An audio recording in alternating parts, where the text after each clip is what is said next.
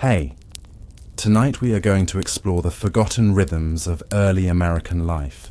Close your eyes and imagine waking in a world without electricity, without running water, without the constant hum of modern convenience. The year is 1750 and the colonies are a vast wilderness punctuated by small settlements where life moves to the patient tempo of nature's clock. The skills needed to survive, skills now lost to most of us, were once as common as breathing. From the moment dawn breaks through rough-hewn shutters until the last ember dies in the hearth, every hour demands a resilience we can scarcely imagine today.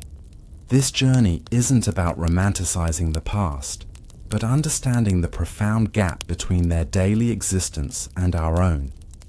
If you're enjoying these historical sleep journeys, I'd be so grateful if you'd consider subscribing to our channel. Your support helps create more of these gentle historical escapes. I'm curious, where in the world are you listening tonight? Perhaps there's history beneath your very floorboards. Now dim your lights, settle into your comfortable bed. A luxury your colonial counterparts could only dream of, and let your mind drift back to a time when America was young, demanding, and unforgiving in its beauty. Morning comes early in colonial America, far earlier than most modern risers would tolerate. The faintest grey light seeping through the eastern forest is enough to stir the household.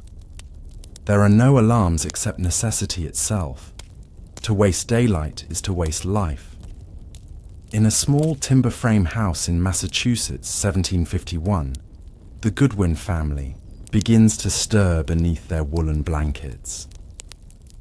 The air inside the home hovers just above freezing during these early spring months. Sarah Goodwin, mother of 4, has already been awake for nearly 30 minutes, kindling the banked coals from last night's fire into a new flame that will cook the day's first meal and push back the persistent chill. Her fingers, cracked and weathered beyond her 32 years, work with practiced precision.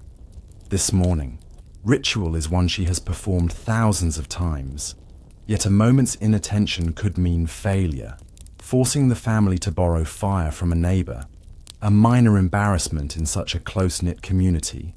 The embers catch the dry kindling, and she feeds small sticks into the growing flame, her face illuminated in the firelight that represents the heart and survival of the household.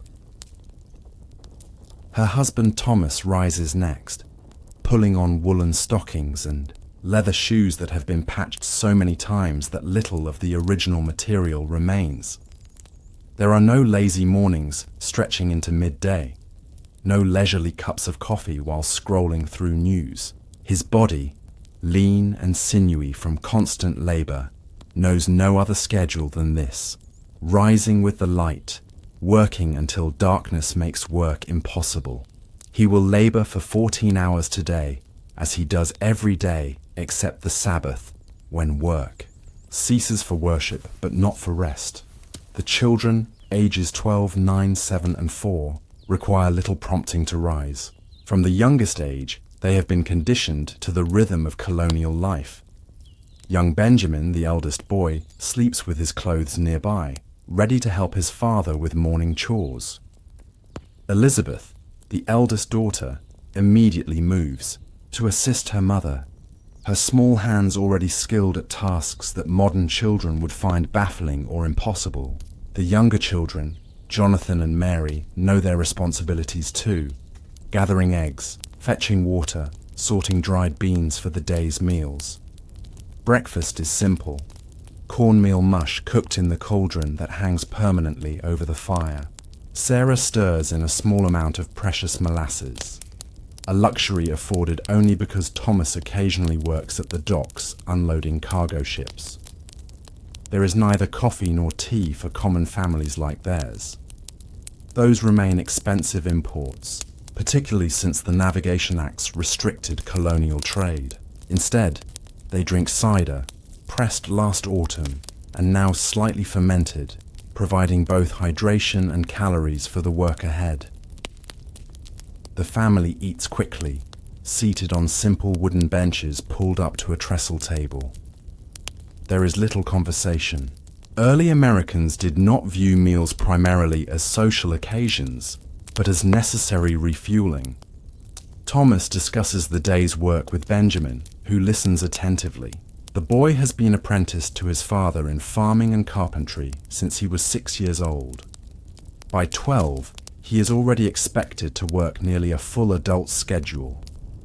After breakfast, Thomas and Benjamin leave for the fields that need spring, ploughing. Their plough is wooden with only an iron tip, heavy, unwieldy, and requiring immense physical strength to guide through soil still partially frozen from winter. They will work with their 2 oxen, massive animals whose handling requires skill and constant attention. A moment's distraction could result in a crooked furrow or, worse, injury from the powerful beasts. Sarah's work diverges but is no less demanding. As Thomas crosses the threshold, she is already beginning the Monday washing, the most physically taxing of her weekly chores. She dispatches Elizabeth to the stream 100 yards from the house with 2 wooden buckets. The girl will make this journey at least 15 times today, as washing requires enormous amounts of water. There are no faucets to turn, no washing machines to load.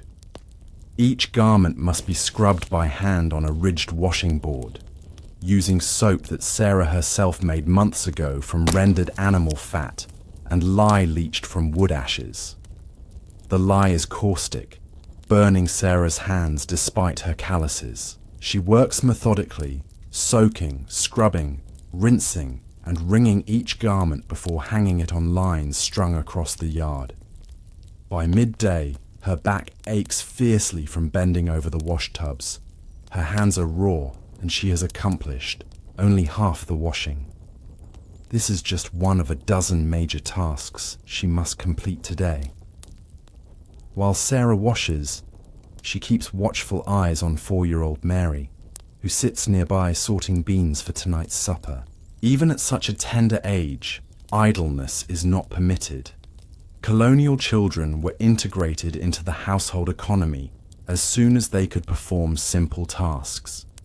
Mary's small fingers are perfect for removing stones and damaged beans from the winter stores. She works silently, occasionally glancing up at her mother for approval. 7-year-old Jonathan has been sent to gather kindling in the forest edge that borders their cleared land. The boy moves warily, keeping the house in sight. The woods, while familiar, contain real dangers, from wild animals to becoming disoriented among the trees that still dominate the colonial landscape. He has been taught to identify useful woods, pine knots rich with resin for quick starting fires, hickory and maple for long burning. He has also learned which plants to avoid: the shiny leaves of poison ivy, the deceptively attractive berries of certain shrubs that could sicken or kill if ingested. By mid-morning, Thomas and Benjamin have ploughed only a small section of field. The work is grueling, requiring constant communication between father, son, and animals. The oxen must be guided with voice commands and occasional touches from a light goad. Benjamin walks alongside, clearing rocks and large roots from the plough's path. Their breath forms clouds in the cool air, and both are already sweating despite the temperature. They will continue this work without break until the midday meal. In colonial America, the concept of lunch as we know it doesn't exist. Instead, dinner, the main meal, occurs at midday, when workers need substantial nourishment to continue their labors. Sarah interrupts her washing to prepare this meal, sending Elizabeth to the root cellar dug beneath the house. The girl returns with turnips, carrots, and potatoes, vegetables that have survived the winter. Though some are sprouting, and others have soft spots that must be cut away. The family's diet is seasonal and preserved. In early spring, fresh vegetables are still weeks away. Sarah works with what she has stored: root vegetables, dried beans, smoked meat, and bread she baked yesterday, enough for several days. The family's survival through winter depends on careful planning during the abundant seasons. There are no grocery stores to supplement failed crops or poor preservation. What they grow, hunt, forage, and preserve is all they have until the next harvest. When Thomas and Benjamin return for dinner, they wash their hands in a basin outside the door, a simplistic version of hygiene in an era that doesn't yet understand germ theory, but recognizes the correlation between cleanliness and health. The family gathers again around the table for a stew of beans, turnips, and small pieces of salt pork that Sarah has been simmering in the iron pot all morning. They eat from wooden bowls with wooden spoons. Only special occasions merit the use of their few pewter utensils, treasured possessions brought from England 2 generations ago. The meal is filling but bland by modern standards. Salt is the primary seasoning, with occasional use of locally grown herbs like sage and thyme that Sarah has dried in bundles hanging from the rafters. Pepper and other imported spices are expenses this farming family cannot justify. They eat, without complaint, accustomed to the monotony of their diet, particularly in late winter and early spring when stores run low and new growth has yet to appear. After the brief dinner, Thomas and Benjamin return to the fields. Sarah resumes her washing while supervising the younger children in their afternoon tasks. Elizabeth has begun carding wool, a tedious process of brushing raw sheep's wool between 2 paddle-like tools covered in metal teeth. The repetitive motion prepares the wool for spinning, aligning the fibers into a usable state. The girl's arms ache after an hour, but she continues without complaint. Unlike modern children, she has no concept of free time or play as a right. Her recreation comes in small moments between chores, usually in the form of simple games played while working. As afternoon progresses, 7-year-old Jonathan is sent to check the rabbit snares his father set at the edge of the woods. This responsibility fills him with both pride and anxiety. He has been entrusted with a man's task, but he also knows that returning empty-handed means a leaner supper for everyone. The pressure of contributing meaningfully to family survival begins early in colonial life. Today, he is fortunate. One snare has caught a rabbit. He quickly kills it with the method his father taught him, saying a brief thanks as colonial children were taught to respect the animals that sustained them, and carries his prize home. Sarah pauses in her washing to show Jonathan how to properly skin and clean the rabbit, a messy task that modern Americans would find disturbing, but was an essential skill in early America. Nothing is wasted. The pelt will be stretched and tanned, the offal buried in the garden as fertilizer. The meat will supplement tonight's supper and perhaps tomorrow's breakfast. Sarah works quickly, her hands sure despite their soreness from the lye soap. She has performed this task countless times since her own childhood. As the sun begins its descent, Thomas and Benjamin finish their work in the fields. They turn to repairing a fence damaged during winter storms, another endless task in the constant maintenance of colonial life. They split new rails from logs with iron wedges and wooden mallets, a slow process requiring precision and strength.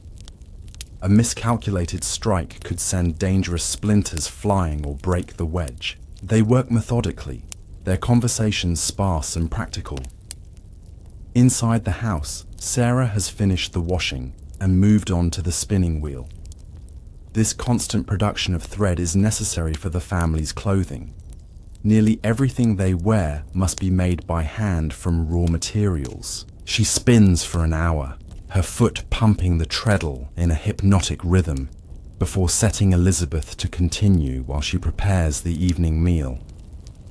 Supper in colonial America is lighter than the midday dinner, often consisting of porridge, bread, and perhaps leftovers from midday.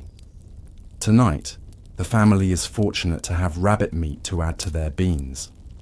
They eat as dusk settles, using precious candles made from tallow that Sarah rendered and formed herself. These candles provide weak, flickering light and a distinct animal odor, but they represent hours of labor and are used judiciously. After supper comes a brief period that modern people might recognize as leisure, though it bears little resemblance to contemporary relaxation. No one sits idle. Thomas carves wooden spoons by candlelight, creating replacements for those that inevitably break through use. Sarah mends clothing, a constant necessity as fabric and clothing are valuable commodities not easily replaced. The children continue, with quiet tasks. Elizabeth knits stockings, Benjamin practices his letters on a slate, and the younger children sort seeds for spring planting. This evening work is accompanied by occasional stories or Bible readings. Literacy rates in colonial New England were relatively high compared to Europe, as Puritan traditions valued the ability to read scripture. Still, books are rare possessions. The Goodwin family owns a Bible, a psalm book, an almanac, and perhaps 2 other volumes. They treasure these books, handling the pages with care and reading sections aloud repeatedly until nearly memorized. By 8 o'clock, the family prepares for sleep. There is no brushing of teeth as we know it today, perhaps a rinse with water or a rub with a cloth. They might use a bit of wood ash on their fingers to scrub their teeth occasionally, but regular dental hygiene as we understand it is centuries away. Instead, they say their prayers, bank the fire carefully to preserve coals for morning, and retire to their beds. The sleeping arrangements would shock modern sensibilities. Privacy is a luxury unknown to colonial families. Thomas and Sarah share a rope bed with a corn husk mattress in the main room near the fire. The 4 children share another bed in the loft, arranged by age with the youngest in the middle for warmth. Their nightclothes are simple, perhaps a linen shift for Sarah and the girls, while Thomas and the boys might sleep in their shirts or nothing at all, depending on the season. As they settle beneath woolen blankets, and perhaps bearskins in the coldest weather, the darkness is profound. Without light pollution, the night in colonial America is an absolute blackness that modern humans rarely experience. The silence too is different. No distant traffic, no refrigerator hum, no electronic notifications. Instead, they hear the wind in the trees, perhaps an owl's call, the creak of the timber frame house settling, the occasional pop from the banked fire. Sleep comes quickly to bodies exhausted by physical labor.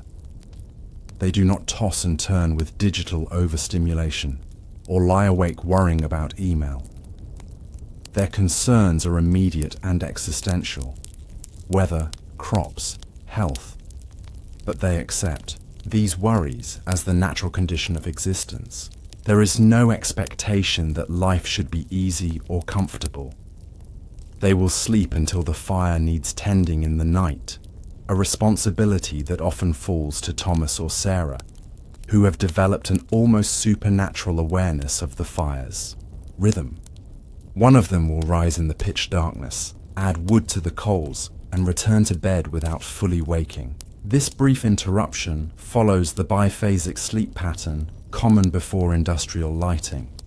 A first sleep followed by a waking period of an hour or so, then a second sleep until dawn. The next day will begin identically, with subtle variations, in tasks depending on weather and season. Tuesday will bring bread baking for Sarah, a task that consumes nearly the entire day as she mixes, kneads, and bakes enough loaves to last the week. Wednesday might see Thomas traveling to the village for trading, or to consult with the blacksmith about repairing a broken tool. A journey of several hours on foot or horseback, if the family is fortunate enough to own a horse. Each day follows this relentless rhythm of labor from dawn until dusk. Each season brings its particular demands, and each year cycles through the same essential tasks that ensure survival.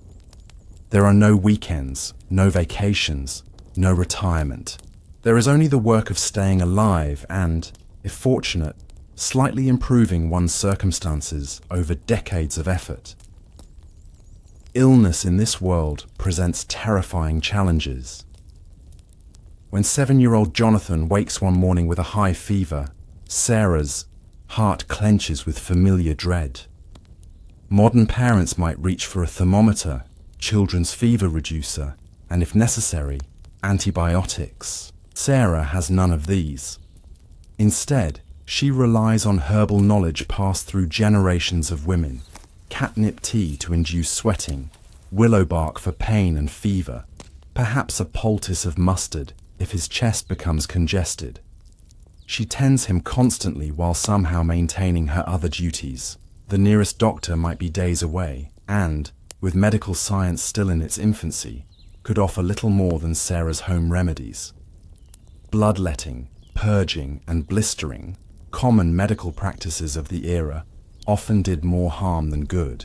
Many colonial mothers had buried multiple children, a grief born with stoic resignation as God's will. Sarah whispers prayers as she bathes Jonathan's forehead with cool water, knowing his fate rests primarily on his own body's ability to fight the infection. Fortunately, after 3 days of fever that leave him weak and thin, Jonathan begins to recover. There is no convalescence as we understand it, no special invalid foods, no extended rest. As soon as he can stand, he returns to light chores, building his strength back gradually through necessary work. The family cannot afford the luxury of prolonged recovery. Too many essential tasks require completion. The Goodwin's social life centers around the church and occasional community gatherings. Sunday services provide both spiritual guidance and crucial social connection. Families travel for miles, sometimes walking several hours each way to attend. The meeting house is unheated in winter and stifling in summer. Services last for hours, 2 long sermons with psalms singing between them. Children are expected to sit quietly throughout, absorbing complex theological concepts from the earliest age. Yet these gatherings also offer respite from isolation. After services, families linger to exchange news, arrange marriages and apprenticeships, settle disputes, and coordinate communal work like barn raisings. These brief interactions sustain the social fabric of colonial life, providing the human connection necessary for psychological health in an otherwise isolated existence. Spring progresses into summer, bringing new challenges. The planted fields require constant attention, weeding, thinning, protecting from birds and animals. The garden that Sarah and Elizabeth tend yields lettuce, peas, and early herbs, welcome additions to meals that have lacked fresh greens for months. But summer also brings relentless insect pests, mosquitoes carrying malaria, flies contaminating food, ticks harboring diseases not yet identified, but nonetheless dangerous. There is no bug spray, no screens on windows. The family relies on smoky fires, herb bundles, and physical endurance. They accept insect bites as an unavoidable aspect of existence. Similarly, they endure summer heat without electric fans or air conditioning. The heavy, multiple layers of clothing required by modesty standards make summer work particularly grueling.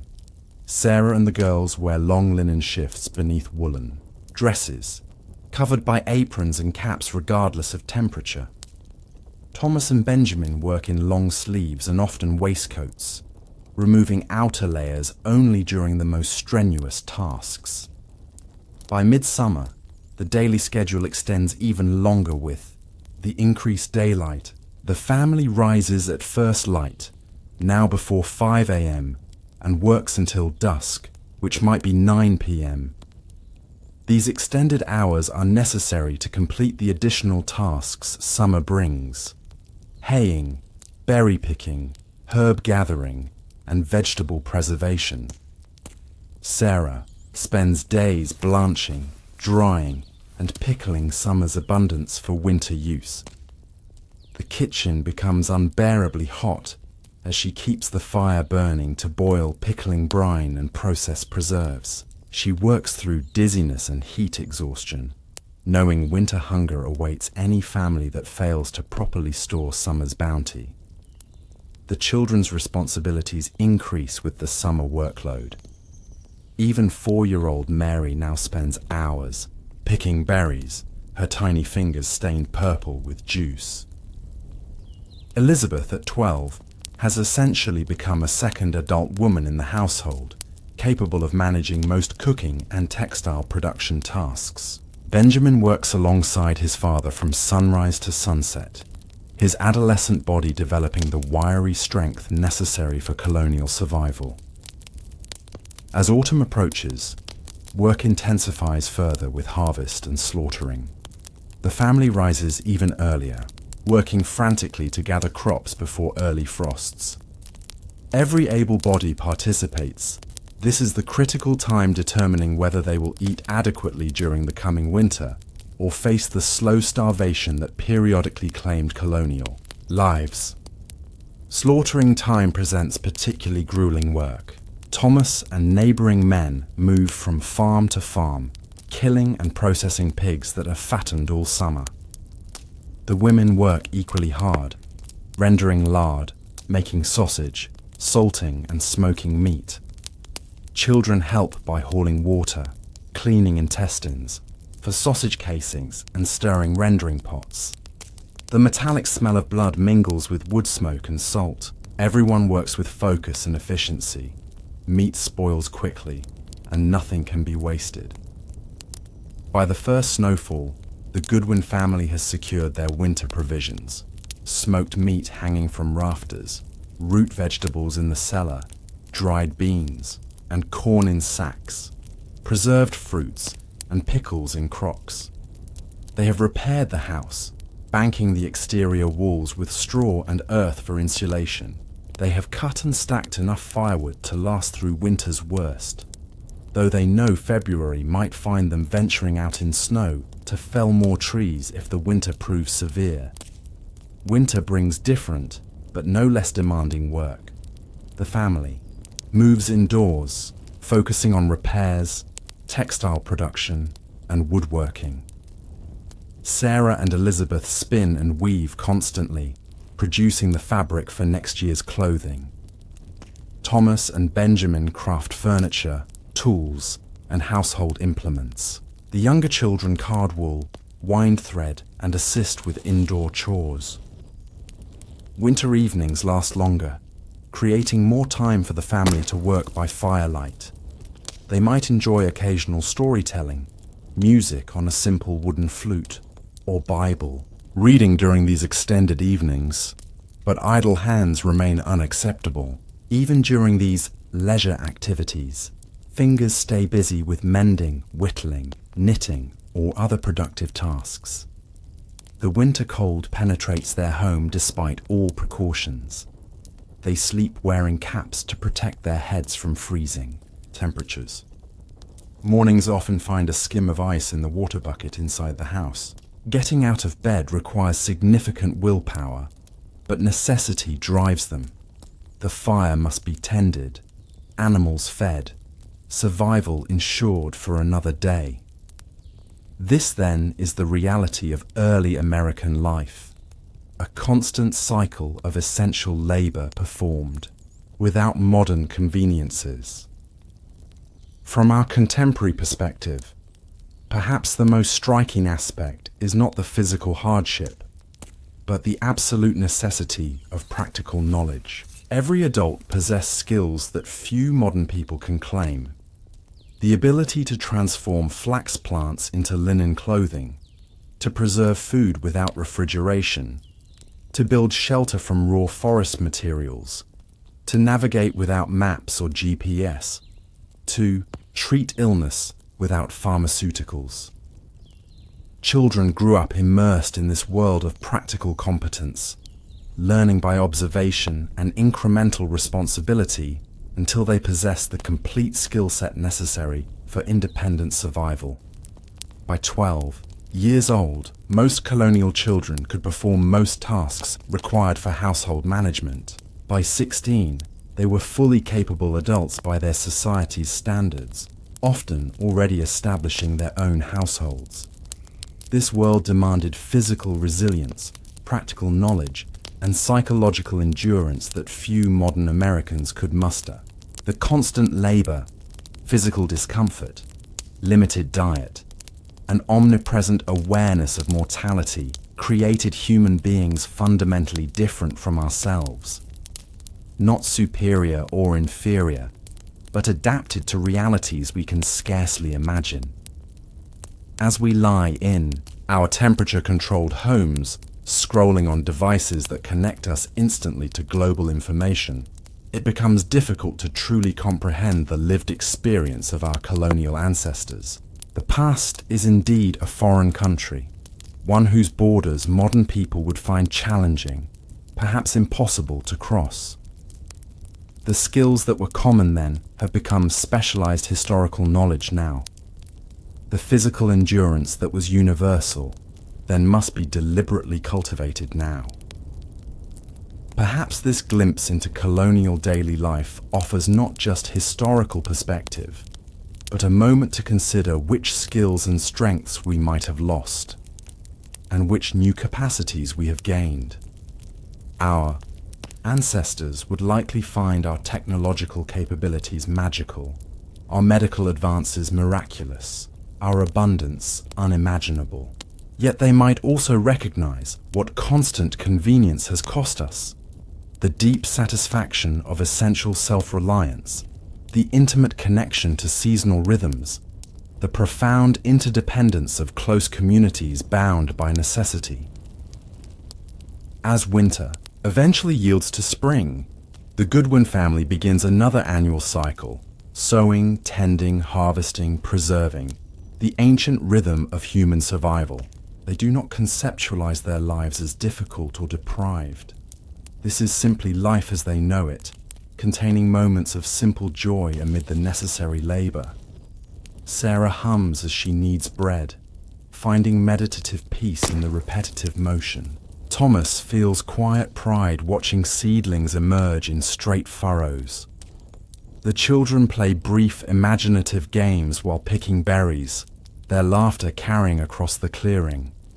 They find meaning not in leisure or consumption, but in necessity, met through competence. Each preserved food, each woven cloth, each crafted tool represents tangible achievement, evidence of their ability to sustain life through skill and effort. This direct connection between labor and survival provided a clarity of purpose that our more complex modern lives sometimes lack. As darkness falls on the Goodwin homestead, the family completes their evening routines, banking the fire, securing the animals, saying prayers before sleep. They rest their tired bodies, knowing that dawn will bring another day of necessary work. In this simplicity, this direct relationship between effort and survival, they possess a fundamental understanding of existence that modern convenience has obscured but not improved. The candle flickers out, the colonial day ends, and across centuries we can only wonder at the distance we have traveled, not just in technology and comfort, but in our fundamental relationship to the physical world and the skills required to survive within it. As this chapter closes its eyes, Another tale begins to stir in the shadows of history, where different hands worked different soil, but knew the same relentless rhythm of survival. Beneath the patina of time lie forgotten rituals of early American existence, gentle cadences of life unremembered. Morning mists that once shrouded colonial homesteads carry whispers of customs abandoned, daily rhythms surrendered to progress. Listen closely as we trace the delicate threads of these vanished ways. The soft glow of dawn crept through the small, wavy glass window of a modest colonial dwelling nestled in the verdant countryside of Pennsylvania, circa 1743. Inside, beneath layers of hand-sewn quilts, Sarah Everett stirred as the first rooster's call echoed across the dew-laden fields. Unlike modern risers who might linger in bed until necessity demanded otherwise, Sarah's day began firmly at first light, a practice as immovable as the stone hearth that dominated her home's central room. The luxury of sleeping past sunrise belonged to a future world not yet imagined, a modern convenience as foreign to Sarah as electric lights or central heating. Her feet met the cold wooden floorboards in a practiced movement, one that had created its own rhythm over the years. She reached for her simple linen cap, covering her unbound hair in a single motion, a gesture performed by countless colonial women as naturally as breathing. In early America, the notion of moving through one's morning ablutions with hot running, water and climate-controlled rooms remained centuries away. Sarah's first task, as it was every morning of her married life, involved coaxing embers back to life in the banked coals of the previous evening's fire. Kneeling before the hearth, she gently blew upon the faintly glowing remains, adding small pieces of carefully saved tinder, dried pine needles, small twigs, bits of straw, until a flame tentatively appeared. The modern convenience of striking a match or flicking a switch for immediate warmth would have seemed miraculous to Sarah. Fire starting represented more than mere household maintenance. It symbolized continuity, preservation, life itself. Many colonial households maintained fires continuously for years, banking them each night rather than facing the laborious task of starting anew. As the fire gradually strengthened, Sarah added progressively larger pieces of wood from the neat stack her husband Thomas had prepared. The soft, crackling sounds and gentle warmth filled the room as she moved to her next task, preparing breakfast for her family. The simplicity of this meal would surprise modern diners accustomed to varied options. Colonial breakfasts, typically, consisted of cornmeal mush or porridge, perhaps enriched with a bit of milk if the family cow was producing well. On special occasions, an egg might be added, but the casual abundance of modern breakfast tables, with their colourful cereals, pastries, and exotic fruits available regardless of season, would have been unimaginable. Sarah stirred the cornmeal slowly into the iron pot of boiling water suspended over the fire. The movements were meditative, unhurried.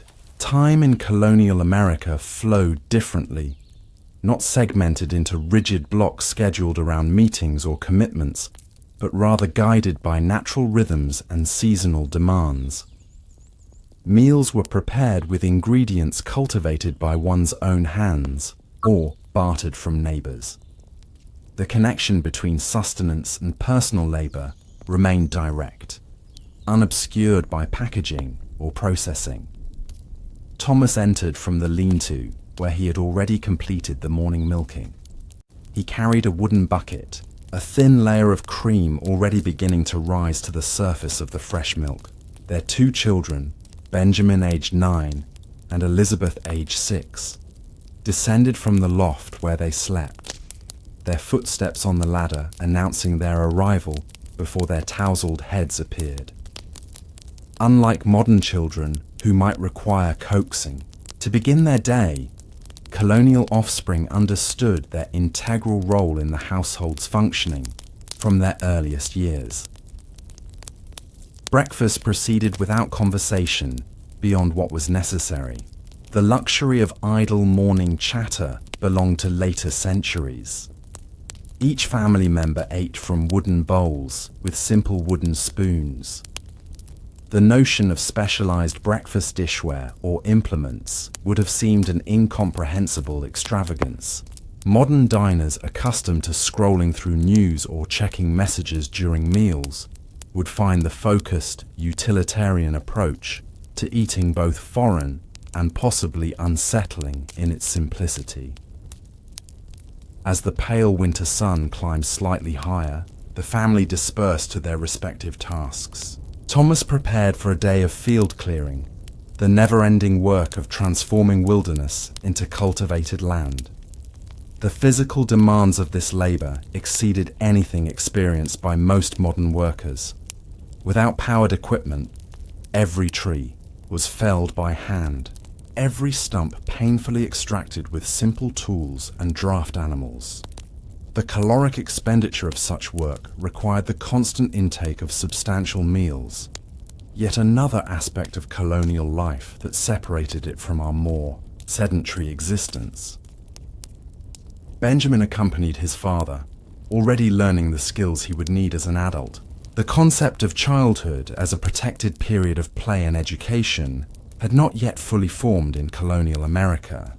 Children were viewed as small adults, expected to contribute productively as soon as physically capable.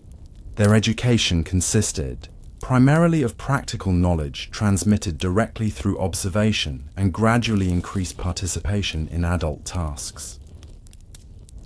Elizabeth remained with her mother, her small hands already capable of many household tasks. Today, she would help with laundering, a process so laborious that modern people accustomed to automatic washing machines would likely abandon the effort halfway through. The simple act of washing clothes, now reduced to pushing buttons and measuring detergent, occupied an entire day in colonial life and demanded significant physical strength. Sarah began by carrying water from the nearby spring, bucket by heavy bucket. The concept of indoor plumbing remained generations away. Every drop used for cooking, cleaning, or bathing had to be transported by hand. As she built a fire under the large copper kettle in the yard, Sarah contemplated the long process ahead. Clothes would be boiled with homemade lye soap, beaten with a wooden paddle, rinsed multiple times, wrung by hand, and finally spread to dry, weather permitting. Elizabeth sorted the laundry, not by color or fabric type as modern laundry instructions might suggest, but by degree of soiling. The most heavily soiled items would be washed first, while the water remained cleanest. Sarah added wood ash to the water, creating a caustic solution that helped break down dirt and grime. The harsh effect this had on her hands was evident in their reddened, cracked appearance, a common feature among colonial women that modern hand cream advertisements would surely highlight as problematic.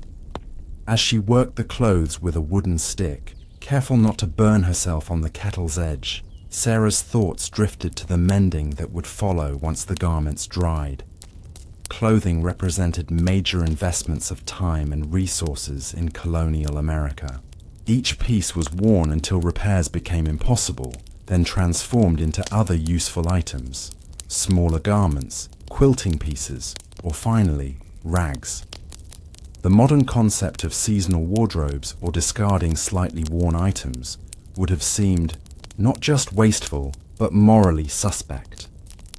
Midway through the laundry process, Sarah paused to prepare the midday meal. Unlike modern families who might eat different foods at different times according to preference, colonial meals were uniformly shared when circumstances permitted. Today's dinner, the term then used for the main midday meal, consisted of salt, pork, turnips from the root cellar, and cornbread. The limited palette of flavors available to colonial Americans absent the global spice trade and preservation technologies that stock modern pantries, created a monotony of taste that current diners would find challenging. Thomas and Benjamin returned from the fields, their clothing soaked with perspiration despite the winter chill. They washed their hands in the basin by the door, not with manufactured soap, but with sand and water, another practice that would feel abrasive and insufficient to those accustomed to modern cleansing products. The family ate quickly, the adults standing while the children perched on simple stools. The meal lacked conversation beyond practical matters. The concept of mealtime as social bonding opportunity remained less defined in an era when survival demanded efficiency. As afternoon stretched toward evening, Sarah set aside the laundry to begin additional food preparation. The majority of her day, like most colonial women's, revolved around food, its growing, preservation, preparation, and storage. Without refrigeration or commercial processing, each ingredient required immediate attention when harvested and careful preparation for future use. She worked now on preserving a portion of turnips through a fermentation process that would provide vital nutrients during late winter when fresh vegetables became unavailable. Elizabeth practiced her stitches on a small sampler while her mother worked. Unlike modern children, whose education emphasizes abstract academic concepts, colonial girls learned specific practical skills directly applicable to their future roles. Her sampler contained not just alphabetic letters, but examples of mending, techniques she would need throughout life.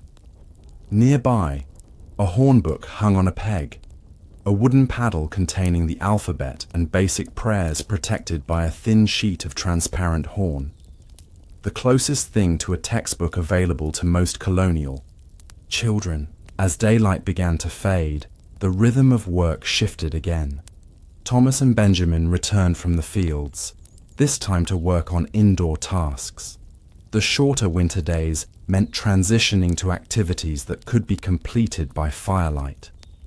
Thomas sat at his small workbench repairing a broken harness strap, while Benjamin whittled new pegs to replace those that had split in the barn door. The ability to create and repair nearly everything needed for daily life represented not a hobbyist's interest, as it might today, but an essential survival skill. Sarah prepared the evening meal, supper, consisting largely of leftovers from midday supplemented with bread and preserved fruits. The family ate by firelight, their faces partially shadowed in the warm glow. Modern diners accustomed to bright overhead lighting and extended evening hours might find the natural constraint of daylight both limiting and oddly freeing. Colonial days ended earlier, particularly in winter, bounded by the practical limitations of candle and firelight. After the meal, the family remained near the hearth, its warmth being the only defense against the increasing chill. Thomas read aloud from the family Bible, often the only book owned by colonial households. The words, familiar through repetition, carried both religious significance and served as educational material. Unlike modern families surrounded by entertainment options and individual screens, the Everetts shared this single focus, their faces illuminated by the same flickering light. As the evening deepened, Sarah worked by firelight on mending, while Thomas repaired a pair of leather shoes. The children practiced simple ciphering using charcoal on small wooden boards that could be wiped clean and reused, an early version of the sustainable practice modern environmentalists might appreciate. Though born of necessity rather than ecological awareness, the family's activities remained productive until the very end of their day. The modern concept of leisure time had little meaning in an era when survival required constant effort. Bedtime approached with the banking of the fire, a careful process of covering the coals with ashes to preserve them until morning. Sarah checked that the wooden shutters were secured against the night air, not just for warmth but for protection. The darkness of colonial nights exceeded anything experienced in the modern world with its ambient light pollution. When the last candle was extinguished, darkness became complete, absolute in a way that modern humans rarely encounter. The family prepared for sleep with minimal ceremony. There was no lengthy bedtime routine of hot showers, teeth brushing with manufactured pastes, or scrolling through devices. They simply removed their outer clothing and climbed into bed wearing linen sleeping shifts. Modern sleepers accustomed to climate control would find the bedroom temperatures challenging, cold enough in winter to freeze the water in the bedside basin by morning. Thomas and Sarah shared the main bed with its corn husk mattress and woolen blankets, while the children returned to the loft. Unlike modern mattresses designed for comfort and support, colonial bedding prioritized practicality and available materials. The irregular lumps and rustling sounds of the corn husk filling would prevent many modern sleepers from finding rest. Yet fatigue from the day's physical labor typically ensured colonial Americans slept soundly despite these discomforts. As they settled beneath the covers, Sarah mentally reviewed tomorrow's tasks. Bread baking day, with its own sequence of preparation, mixing, rising, and baking in the temperamental hearth oven. Each day in colonial life followed specific patterns determined by necessity and season, a contrast to the varied and often unpredictable schedules of modern existence. The predictability provided structure but allowed little room for spontaneity or personal preference. The house creaked and settled around them as temperatures dropped further. Outside, nocturnal creatures moved through the darkness, some approaching close to the dwelling in ways that would unnerve modern suburbanites accustomed to greater separation from wildlife. The vulnerability of colonial existence to weather, wildlife, illness, and accident created an underlying awareness that modern safety nets and medical interventions have largely removed from daily consciousness. Sleep came quickly to the exhausted family, their bodies accustomed to the natural rhythm of daylight and darkness. They slept differently than modern humans, typically in a pattern now termed segmented sleep, with a first period of rest followed by an hour or two of wakefulness in the middle night, then a second sleep period until dawn. During the midnight waking, colonial Americans might tend the fire, check on children or livestock, engage in quiet conversation, or complete simple tasks by firelight. This pattern of sleep, once universal, has been largely forgotten in the electrically illuminated modern world. The continuous 8-hour sleep now considered normal would have seemed as foreign to Sarah and Thomas as their segmented pattern might to contemporary sleepers. The gentle acceptance of nighttime wakefulness as natural rather than problematic represented yet another fundamental difference in how colonial Americans experienced their world. As the family slept, their home stood as a small island of human presence in the vast wilderness that still dominated the American landscape. The nearest neighbor lived half a mile away, close by colonial standards, but a distance that represented significant isolation compared to modern suburban proximity. The psychological impact of this physical separation created communities that functioned differently, more interdependent when together, but more self-reliant in daily existence. In the darkness beyond the walls, the true extent of unmodified nature surrounded them. Old-growth forests with trees of sizes rarely seen in today's managed woodlands, wildlife populations unconstrained by habitat loss, night skies brilliant with stars undiminished by artificial light. The sensory experience of colonial America included environmental elements now largely lost. the profound silence of a world without mechanical background noise, the olfactory richness of unfiltered natural and human odors, the dramatic contrast between light and absolute darkness. As the Everett family slept, the world they inhabited operated according to fundamentally different assumptions than those of modern life. Their existence honored different priorities, valued different skills, and acknowledged different limitations. Physical strength and endurance represented critical survival traits rather than optional fitness goals. Manual dexterity and practical knowledge outweighed abstract learning or technological facility. The ability to produce rather than merely consume defined one's value to the household and community.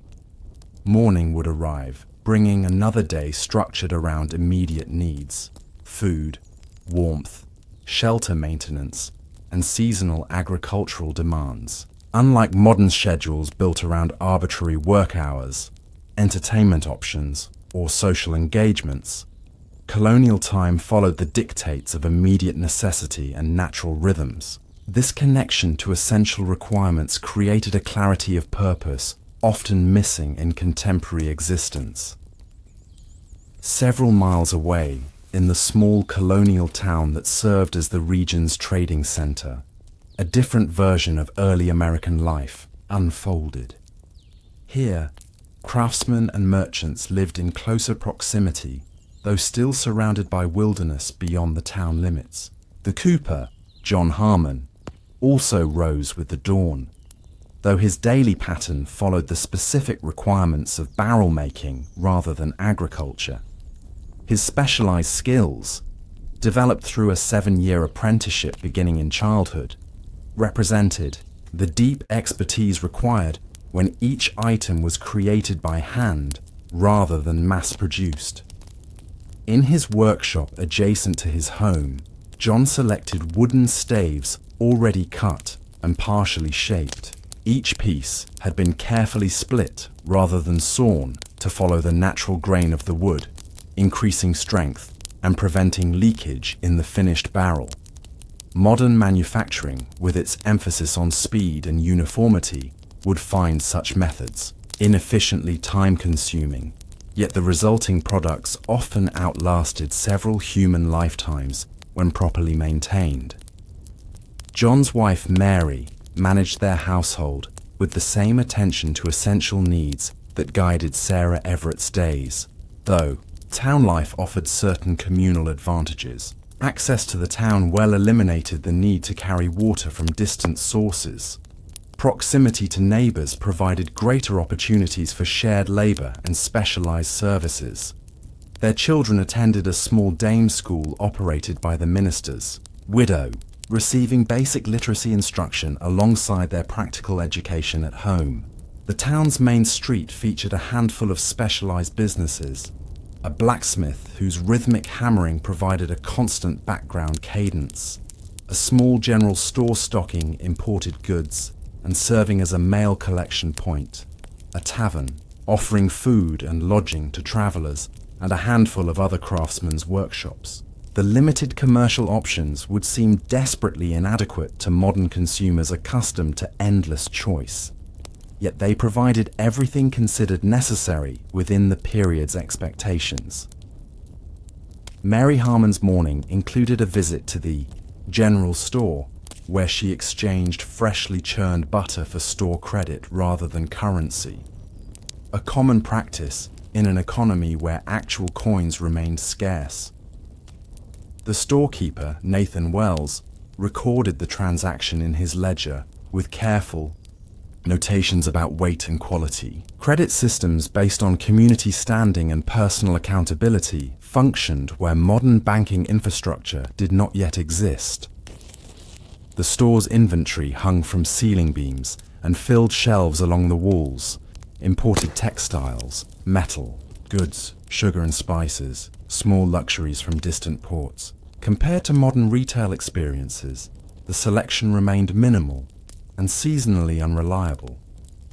Items appeared when ships arrived safely and disappeared when supplies ran out. with no guarantee of regular restocking. Modern consumers, accustomed to immediate availability and multiple options, would find the limited, unpredictable selection profoundly constraining. Mary paused to speak with the minister's wife near the town's small meeting house. Their conversation covered practical matters: an upcoming birth requiring attendance, a planned community wool spinning day, concerns about adequate grain supplies before spring. The social networks of colonial towns served critical practical purposes beyond companionship. Information sharing about available resources, weather predictions, and community needs created resilience where formal support systems did not exist. Religious practice infused colonial life with structure and meaning beyond the practical. The Bai meeting house served as both spiritual center and community gathering place. Ministers ranked among the few formally educated individuals in many communities, their influence extending beyond spiritual matters into governance and education. The integration of religious observance into daily life through prayers before meals, scripture reading in the evening, and Sabbath observances provided rhythmic punctuation to the weeks and seasons. Back in his cooper's workshop, John worked steadily through the morning, drawing the carefully shaped staves together with temporary hoops. His movements followed patterns established through thousands of previous repetitions, his hands knowing the correct pressure and angle without conscious calculation. This form of embodied knowledge, muscle memory developed through years of practice, characterized colonial craftsmanship. Unlike modern work, often divorced from physical engagement, colonial occupations joined mind and body in integrated activity. Near midday, John's 14-year-old apprentice returned from delivering a completed barrel to the town miller. The boy immediately resumed his own tasks, smoothing stave exteriors with specialized planes designed for curved surfaces.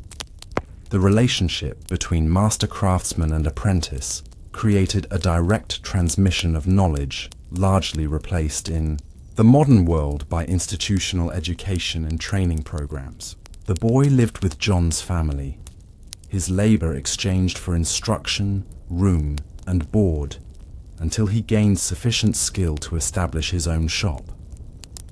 As afternoon proceeded, the blacksmith's wife brought a broken metal hoop requiring repair. The interdependence of colonial trades created networks of mutual support and exchange. The blacksmith needed the cooper's barrels for water storage.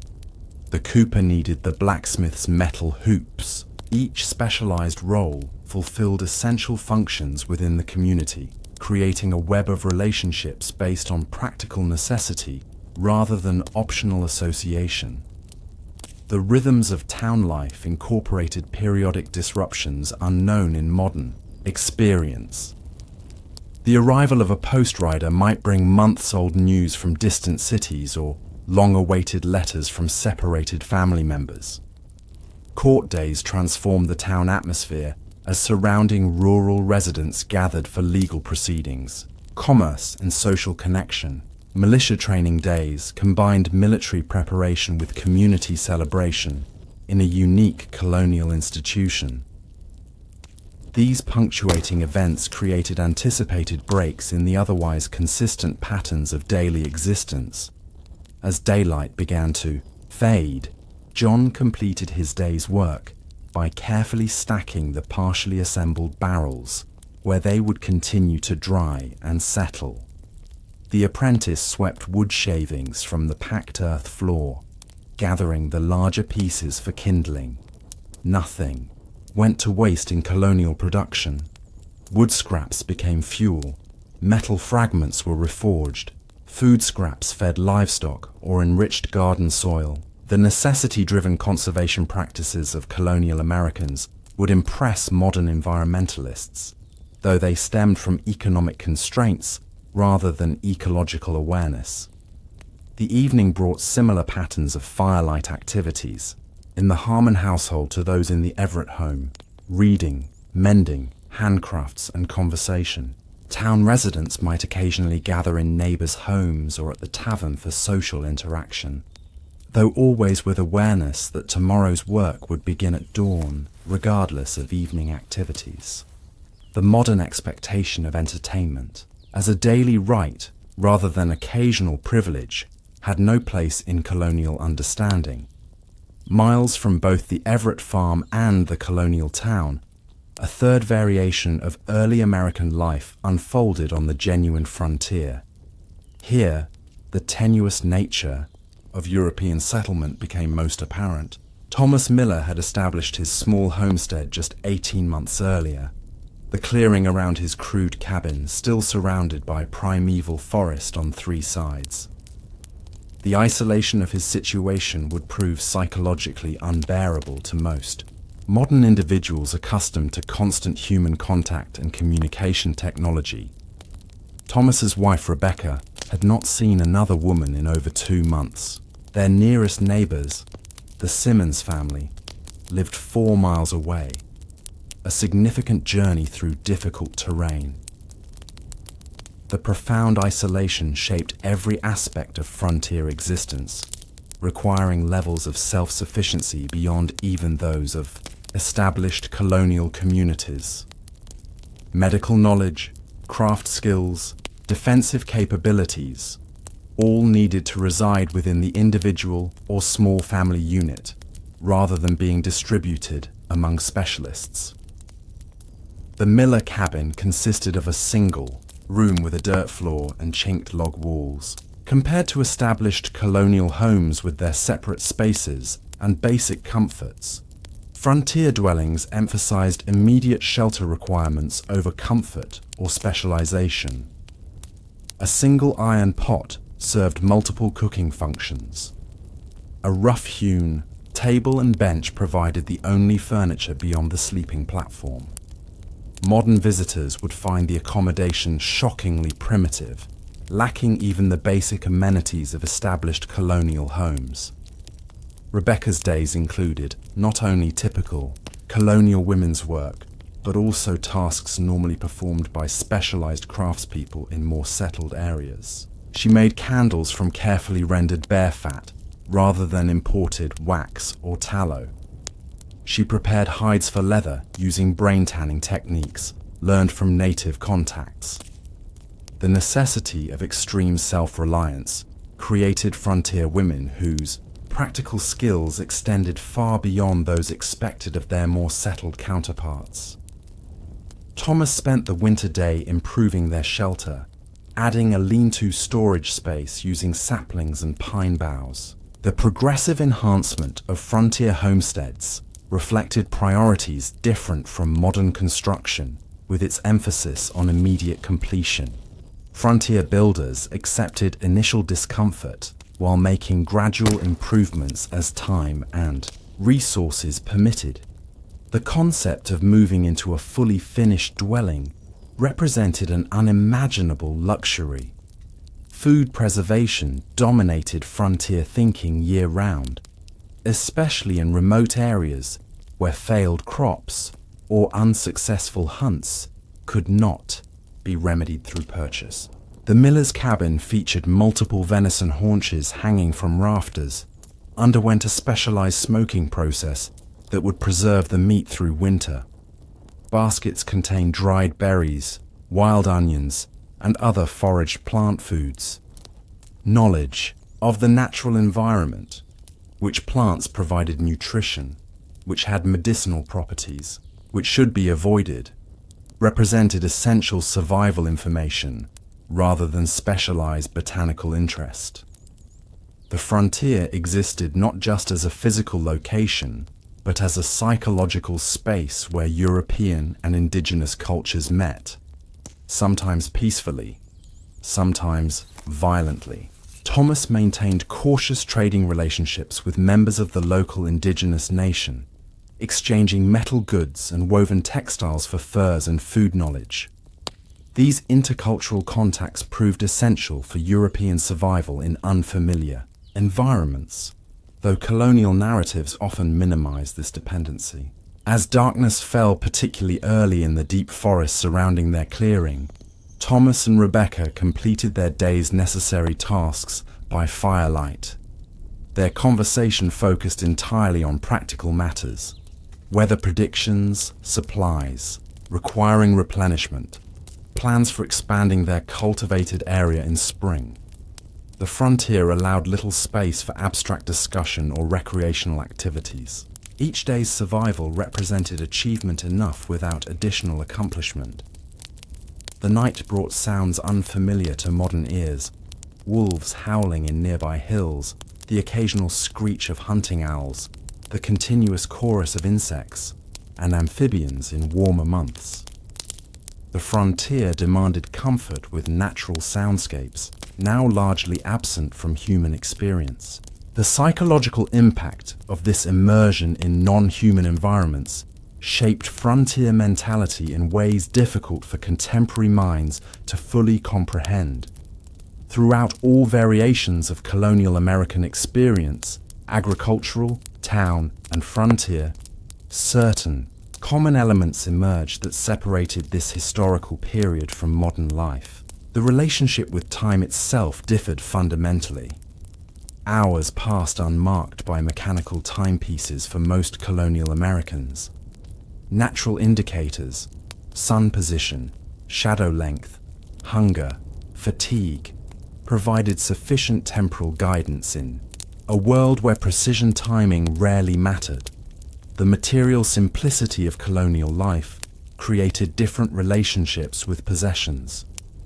Each owned item represented significant investment of labor or resources, rather than casual acquisition. Objects were repaired repeatedly, repurposed when broken beyond repair, valued for functionality rather than fashion or status. The emotional connection to necessities painstakingly created by hand or acquired through specific effort contrasted sharply with modern disposable consumption patterns.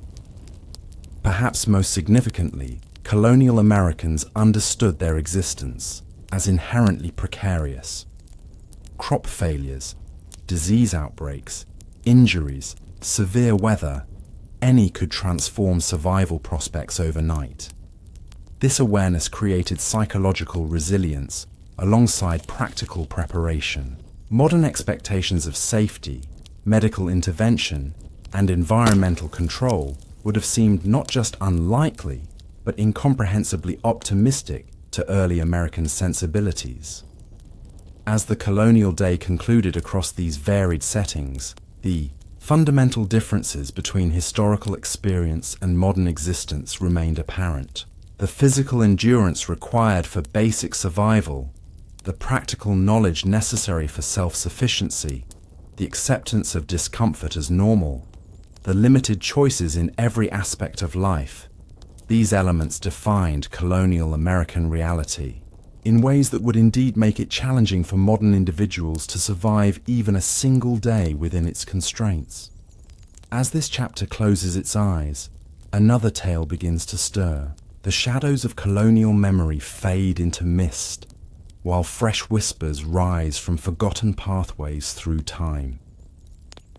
Like amber-preserved memories frozen in time, the seasons of early America turned with quiet certainty.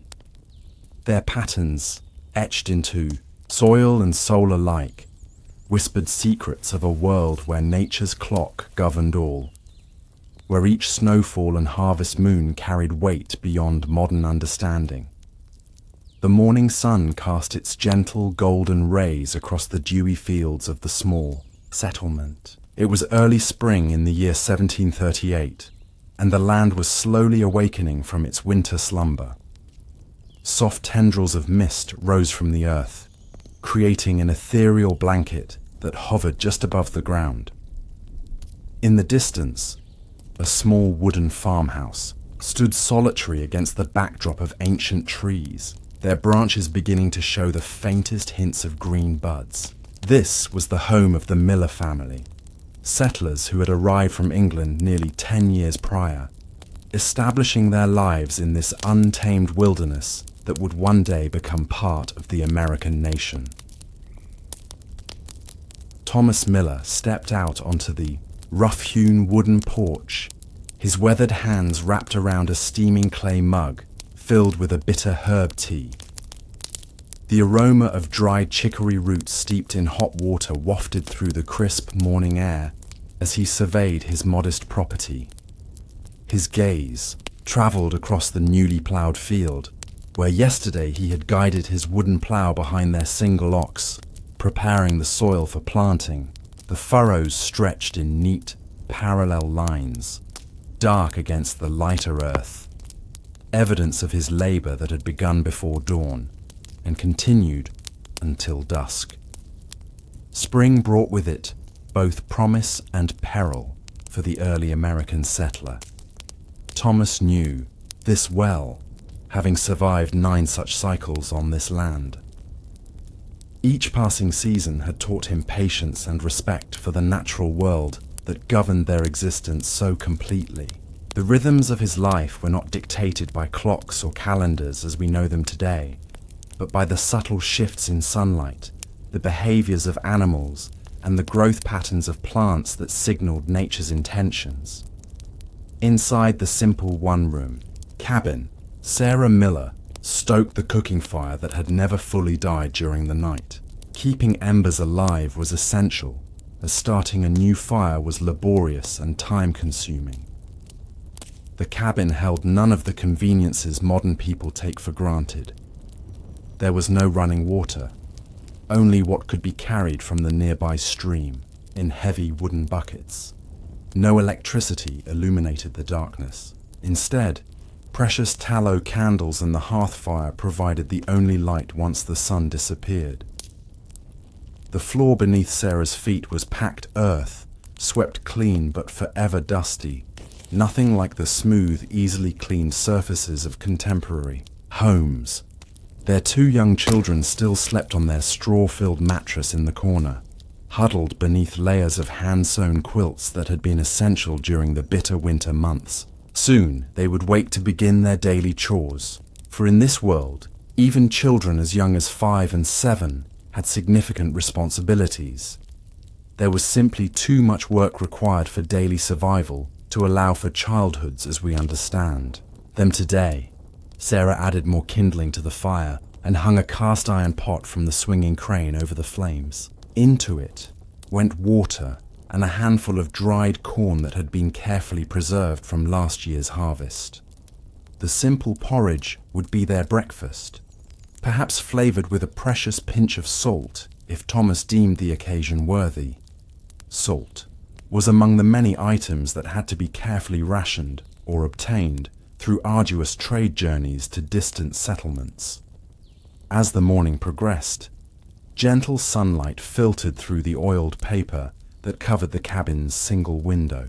Glass windows were a luxury few could afford in rural settlements, and the translucent paper allowed some light while blocking the wind. The interior of the cabin remained dim even during daylight hours, the shadows broken only by the dancing orange glow from the hearth fire.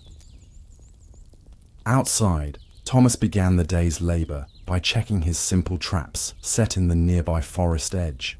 The family depended on this supplemental food source, especially in these lean early spring days when winter stores had dwindled and new crops were not yet producing. He moved quietly through the underbrush, his moccasin-clad feet making little sound on the forest floor. These shoes, learned from observing Native American designs, were far more practical in the wilderness than the stiff leather boots he had once worn in England. Thomas found a rabbit caught in one of his snares, a welcome addition to their evening meal. With practiced movements, he reset the trap and carefully placed the rabbit into his game bag. Nothing would be wasted. The meat would be stewed, the fur cleaned and preserved for future use in clothing or bedding. Even the tiny bones might become buttons or small tools. In this world, resourcefulness was not a virtue but a necessity for survival. Returning to the cabin, Thomas found Sarah and the children now awake and moving through their morning routines. 7-year-old William was carefully feeding their few chickens with scattered corn kernels while 5-year-old Mary helped her mother work the butter churn. The rhythmic thump, thump, thump of the wooden plunger moving up and down would continue for nearly an hour before the cream transformed into the precious butter that added flavor and vital fat to their simple diet. The children wore clothing that would seem impossibly uncomfortable to modern sensibilities. Young Mary's dress was made from rough spun wool that Sarah had processed herself. From shearing their single sheep to washing the fleece, carding the wool, spinning it into yarn on her drop spindle, and finally weaving it on their simple loom. The garment was sturdy but scratchy against the skin, especially before it had been worn and washed many times to soften the fibers. William wore trousers and a shirt cut down from Thomas's old clothing, the fabric patched and reinforced where needed. Neither child had ever known the luxury of store-bought clothing or the softness of modern fabrics. They had never experienced indoor plumbing, never flipped a light switch, never known the comfort of climate-controlled environments. Their world was one of immediate physical realities: heat from fire, light from sun and flame, water carried by hand, food obtained through direct labor. As the morning wore on, Thomas prepared to plant the precious seeds that would become their sustenance for the coming year. The previous autumn, he had carefully selected and saved the best seeds from their harvest, storing them in sealed crocks to protect them from moisture and rodents. Now, with the soil prepared, he would sow these seeds with prayers for favorable weather and abundant yields. The crop rotation Thomas practiced was a careful balance of knowledge passed down through generations. Fields that had grown corn the previous year might now be planted with beans to restore nutrients to the soil. Some areas were left fallow to recover their fertility. This natural cycle of planting and replenishment was not based on scientific understanding of nitrogen fixation or soil chemistry, but on observed patterns and traditional wisdom. Sarah emerged from the cabin, carrying a wooden bucket of dirty, wash water to discard. She paused, wiping her brow with her apron, and gazed across their small homestead. The washing she had just completed would have exhausted a modern person. Each garment had been scrubbed by hand on a washboard using lye, soap that Sarah had made herself from wood ash and animal fat. The process had begun with carrying water from the stream, heating it over the fire, and would end with hanging each piece on branches to dry, a task that could take days in humid weather. In the distance, smoke rose from the chimney of their nearest neighbor, the Johnson family, who had settled about a mile away. This proximity was considered close in such sparsely populated regions, and the families relied on one another in times of need.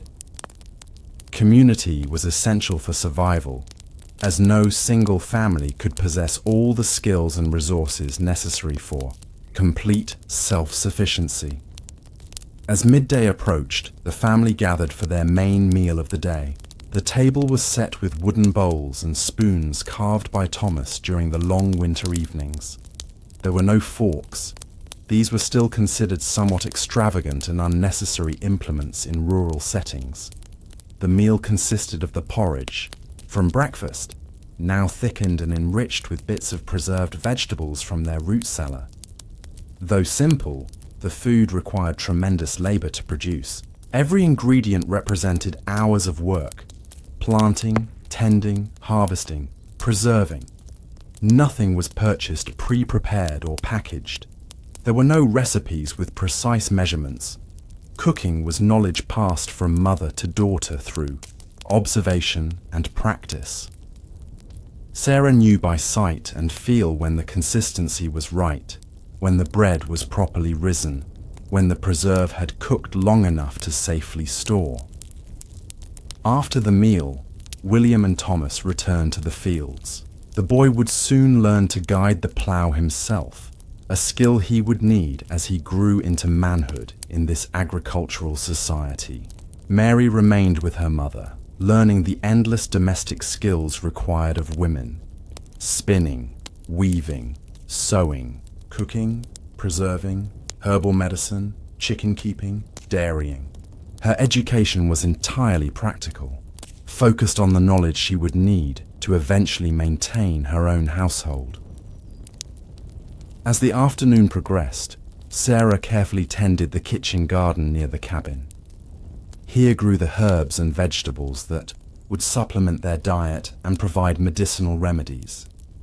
In a world without doctors or pharmacies readily available, her knowledge of which plants could reduce fever, ease pain, or settle an upset stomach was invaluable. This wisdom, accumulated over generations and brought from the Old World, was being adapted to incorporate the properties of New World plants, often with guidance from neighboring Native American tribes. The garden required constant attention to keep out the wild creatures that would happily feast on their precious food plants. A crude fence of woven branches surrounded it, but vigilance was still necessary. Sarah had learned which companion plants might deter certain pests, another form of knowledge based on observation rather than scientific understanding of plant properties. As afternoon began its gentle transition toward evening, the spring sky darkened with gathering clouds. Thomas paused in his fieldwork, looking up to read the signs that his experienced eyes could interpret with remarkable accuracy. Weather prediction was not a distant report on a screen, but an immediate skill necessary for survival. The direction of the clouds, their color and shape, the behavior of birds, the feel of the air against the skin, all these provided clues about what was coming. "William," he called to his son, "gather the tools, rain before nightfall." The boy quickly complied, collecting the precious metal implements that had been brought at great expense from England or traded for with neighboring settlements. A rusted or lost tool could not be easily replaced. Each represented a significant investment of resources.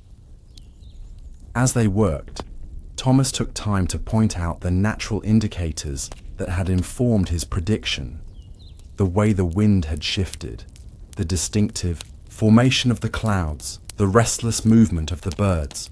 This knowledge, too, was part of William's practical education, information that might one day save his crops or even his life. Back at the cabin, Sarah also noted the approaching weather and called Mary to help bring in the washing that had been spread over bushes to dry.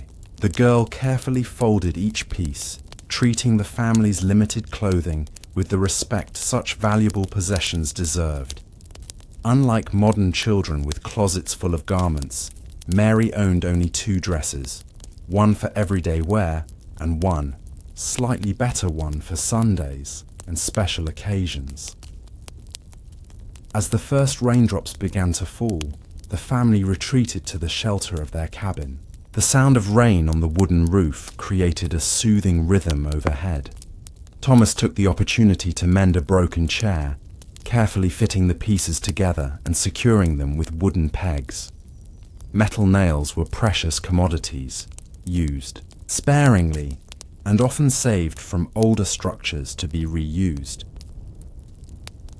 Sarah sat near the window where the fading light was strongest, her fingers working a needle through tough fabric as she patched William's trousers. Her sewing box contained precious items: needles, scissors, pins, all handled with extreme care.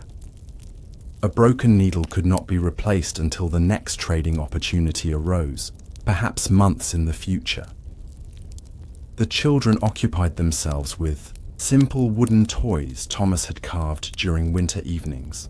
A small horse for Mary, a wheeled cart for William. There were no books in this humble home, no paper for drawing. Literacy was limited and practical. perhaps enough to read the Bible and maintain basic accounts. Formal education as we understand it today was a luxury reserved for the wealthy or those in more established towns.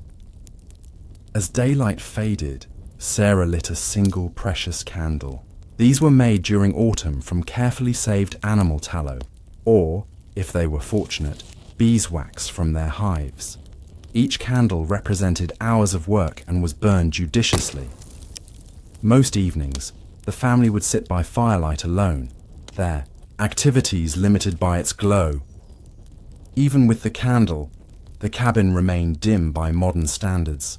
The family had adapted to these conditions, their eyes accustomed to working in low light. Their daily rhythm followed the natural cycle of daylight, rising with the sun and generally retiring not long after sunset, especially during the shorter winter days. As the evening progressed, Sarah prepared their supper, a stew made with the rabbit Thomas had caught earlier. The meat was stretched with vegetables and wild greens Mary had gathered under her mother's supervision. The cooking pot hung over the fire, its contents bubbling slowly as savory aromas filled the small cabin. Again, they would eat from wooden bowls, using the same spoons that had been carefully wiped clean after their midday meal. The limited diet of early Americans would seem monotonous by contemporary standards. Meals followed the seasons with little variety during certain times of year. In winter and early spring, fresh produce was non-existent. Families relied on preserved foods, dried, smoked, salted, or stored in cool root cellars. The concept of having any food available at any time of year, regardless of season, would have seemed like an impossible fantasy. After their simple meal, Thomas reached for the family Bible, often one of the few books in early American homes. By candlelight, he read a short passage, his voice steady in the quiet cabin. Religious observance was woven into daily life, providing not just spiritual guidance, but structure and meaning in a world filled with uncertainties and hardships. As the evening drew to a close, the family prepared for sleep. There was no nightly bath. Such extensive use of water and soap would have been considered wasteful and unnecessary. Instead, they might wipe their faces and hands with a damp cloth. Full body washing was a rare occurrence, perhaps weekly at most, and often took place outdoors during warmer months. Bedtime preparations were simple. The children climbed onto their shared mattress, the straw inside rustling as they settled. Thomas and Sarah would sleep on a similar but larger bed on the other side of the cabin. Privacy, as we understand it today, was virtually non-existent in these one-room dwellings. Before extinguishing the candle, Sarah checked that the fire was banked properly to last through the night. In the darkness that followed, the only light came from the faint orange glow of embers and perhaps moonlight filtering through the paper window covering. The sounds of the night surrounded them, the patter of rain on the roof, the occasional call of a night bird, the rustling of small creatures in the surrounding forest. As they drifted towards sleep, their bodies already tired from the day's physical labor, the family might reflect on the day's small victories and setbacks. Perhaps the weather would clear tomorrow, allowing the planting to continue. Perhaps the rain would bring the right amount of moisture for the seeds already in the ground. In this existence, so directly connected to natural cycles, such considerations were not abstract but immediate and vital. The darkness of rural early America was profound in ways difficult to imagine in our light-polluted modern world. On clear nights, the stars blazed with an intensity rarely experienced today. The Milky Way stretched across the sky like a luminous ribbon, serving as both natural beauty and practical navigation aid for those who needed to travel after dark. Although such journeys were avoided whenever possible due to the very real dangers they presented. As spring progressed into summer, the daily rhythms shifted subtly to accommodate the changing season. Dawn came earlier, and with it, the family rose to make use of every precious hour of daylight. The summer heat brought its own challenges, particularly for Sarah, who still needed to maintain the cooking fire, despite the added warmth it brought to the already hot cabin. Summer mornings began before sunrise, with Thomas and William heading to the fields at first light. The growing crops required constant attention, weeding, thinning, protecting from pests and wildlife. There were no chemical fertilizers or pesticides. Maintaining healthy plants depended on physical labor and natural methods learned through generations of agricultural practice. For Sarah and Mary, summer brought an intensification of food preservation work. As garden vegetables began to produce, every excess had to be preserved for the barren months ahead. Some were dried in the sun, spread on clean cloths, or suspended on strings. Others were pickled in brine made with precious salt. As fruits ripened, in the wild and in their small orchard, these too were processed, dried, preserved with honey if available, or stored in cool, dark places. Summer also brought increased threat from insects, mosquitoes, flies, ticks, carrying diseases for which there were no effective medical treatments. Smoke from the hearth helped keep mosquitoes at bay inside the cabin, while various herbal preparations were used to discourage insects when working outdoors. Despite these precautions, insect-borne illnesses remained a significant risk. The heat of summer days could be oppressive, particularly while working in the fields or over the cooking fire. There was no escape to air-conditioned spaces, no electric fans to move the still air. A nearby stream provided some relief, especially for the children who might be allowed a rare play moment to splash in its cool waters while fetching the day's water supply. On particularly hot days, Thomas might move his outdoor work to the shaded edges of the forest during the most intense midday heat, returning to the exposed fields in the relatively cooler late afternoon. This adjustment was not a luxury, but a necessary accommodation to prevent heat sickness that could debilitate a farmer during the crucial growing season. Summer thunderstorms brought both blessing and peril.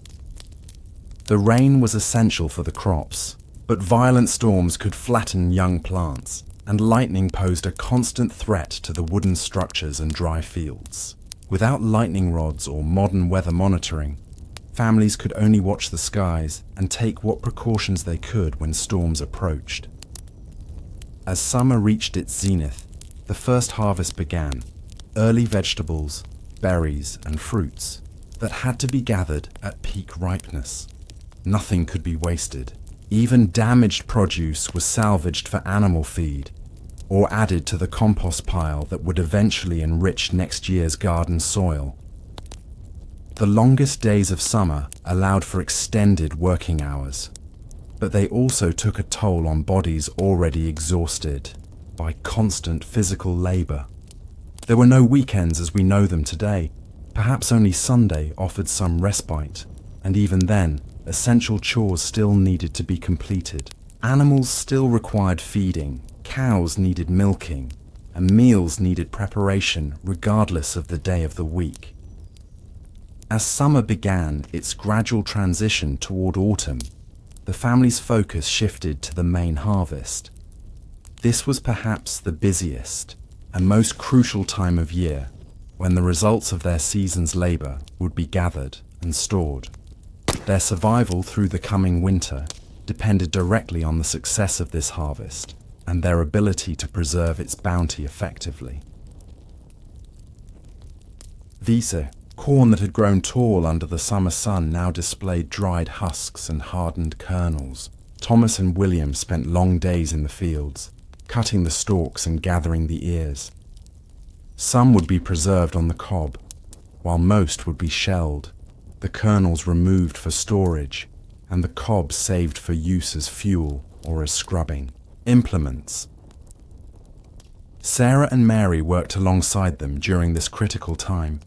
the entire family laboring from dawn until dusk to ensure that nothing was lost to weather, wildlife, or decay. The children's small hands were particularly useful for certain tasks, their contributions essential to the family's collective effort. As autumn progressed, the forest surrounding their homestead erupted in vibrant colors, the reds, oranges, and yellows of deciduous trees preparing for winter dormancy. This natural spectacle, so appreciated for its beauty today, was noted by the Miller family primarily as a signal to accelerate their winter preparations. These preparations extended beyond food storage. The cabin needed inspection and repair before winter's arrival. Thomas checked the chinking between logs, replacing any that had deteriorated to prevent cold drafts. The roof required attention to ensure it would withstand winter snow loads. Firewood, which had been cut in the spring and left to season through summer, needed to be stacked closer to the cabin for convenient access during winter storms. Sarah inventoried their supply of candles, soap, and other household necessities, judging whether they had sufficient quantities to last until spring. She also gathered and dried medicinal herbs that would serve as their only healthcare through the winter months when illness was most common and travel to seek assistance most difficult. The children's winter clothing needed assessment and alteration. Growing bodies meant that garments from the previous year might now be too small. Fabric would be carefully reused, larger items cut down for smaller children, worn areas patched and reinforced. Shoes were a particular concern. Poorly fitting or inadequate footwear could result in dangerous frostbite during the bitter cold months ahead. As the days grew shorter and the first frost crystallized the morning grass, the family's activities increasingly moved indoors. Evening provided time for mending, carving, and other handicrafts necessary for daily life. Thomas might work on fashioning a new wooden bowl or repairing tools by firelight. Sarah would spin wool into yarn, the rhythmic motion of her spinning wheel a soothing accompaniment to the crackling fire. With the arrival of true winter, the landscape transformed under blankets of snow. The bare trees stood stark against white fields, and the cabin's exterior was often adorned with sparkling icicles catching the weak winter sunlight. Inside, the family's world contracted to the small firelit space that would be their primary environment until spring's return. Winter brought its own labor. Snow needed clearing from paths to outbuildings. Animals required extra care to survive. The cold and the fire demanded constant feeding to maintain life-sustaining warmth. Every trip outdoors, even to the nearby privy, required careful bundling in multiple layers of clothing. The contrast between the heated space near the hearth and the freezing temperatures just feet away at the cabin walls created a microclimate within their home. Family members would arrange their activities in relation to the fire, moving closer for tasks requiring more light or warmth, retreating slightly for less demanding work. Winter evenings stretched long, illuminated by firelight and perhaps a carefully rationed candle. These hours provided rare opportunities for family stories, passing down oral histories that connected the children to their heritage and communal knowledge. Thomas might recall tales from his childhood in England, or recount stories of their early years in this settlement, the hardships overcome, the lessons learned. Winter also brought opportunities for rare social gatherings when weather permitted.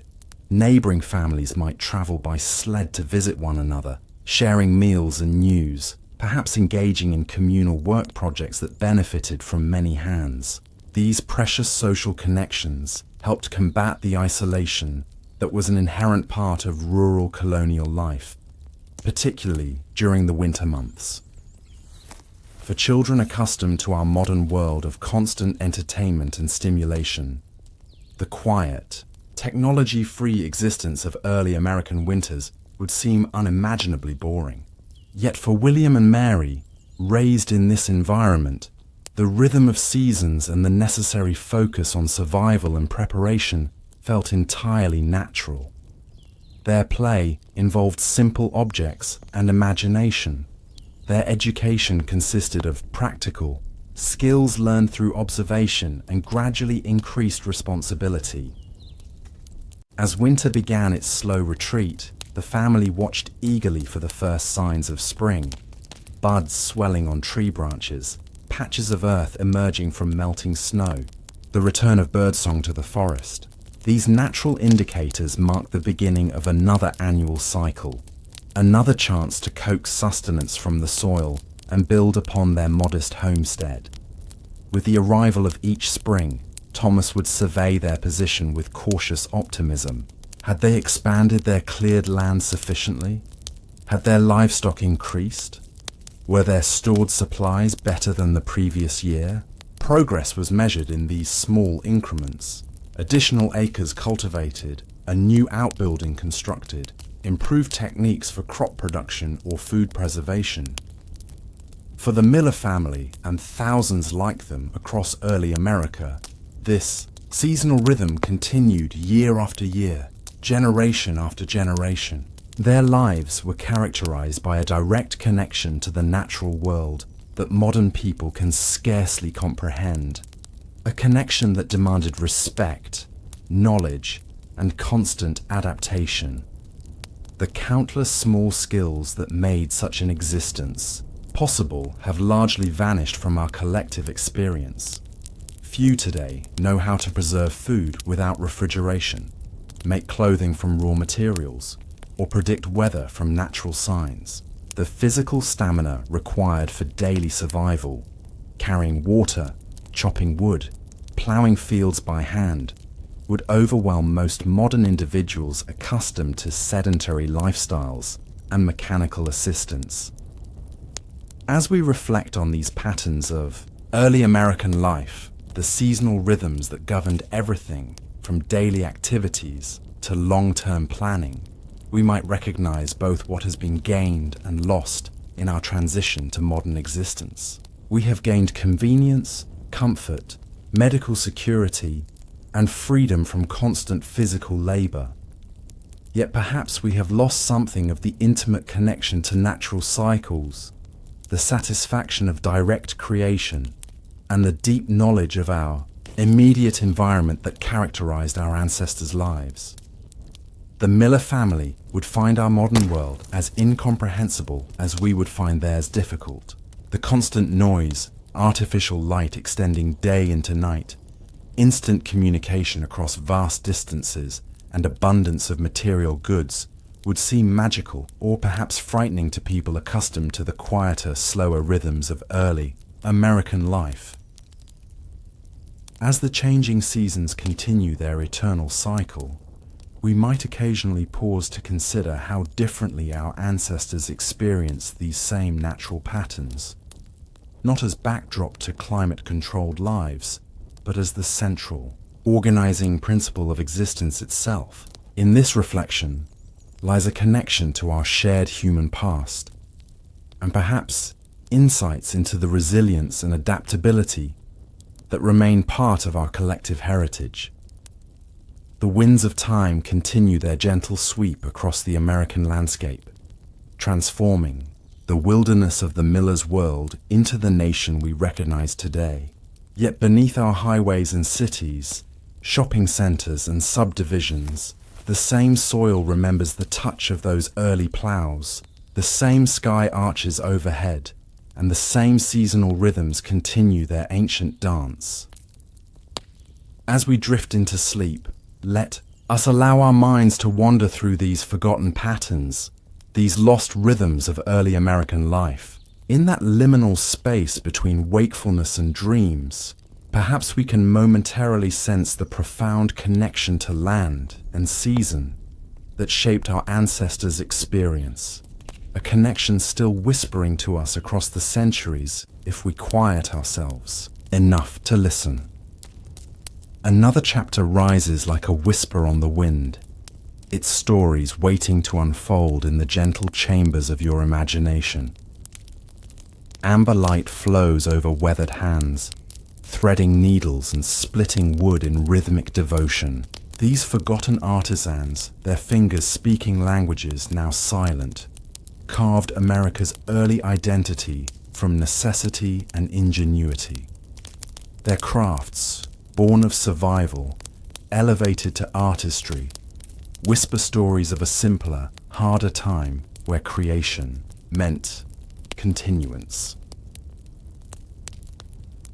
In the gentle light of dawn, when mist still clung to the valleys of early Massachusetts, Martha Stillwell rose from her straw-filled mattress, her body accustomed to the rhythm of pre-dawn awakening that had governed her life for 40 years.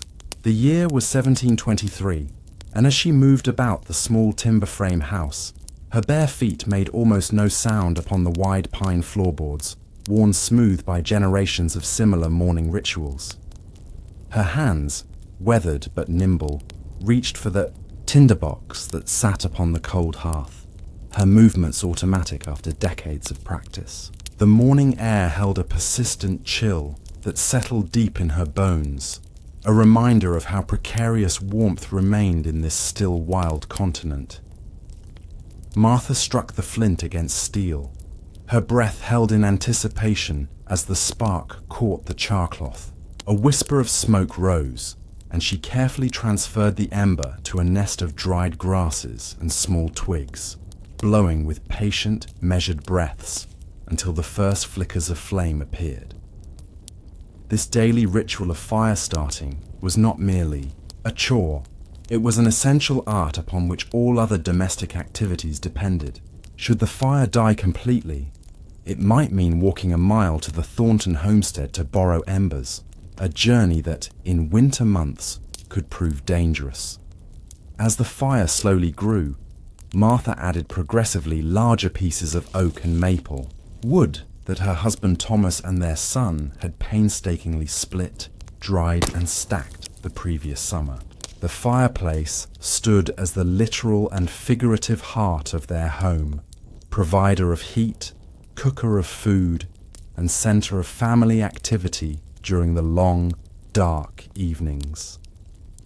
Unlike the iron stoves that would become common decades later, this open hearth demanded constant attention and intimate knowledge of how different woods burned, how to bank coals for overnight heat, and how to manage the constantly shifting balance between warmth and safety.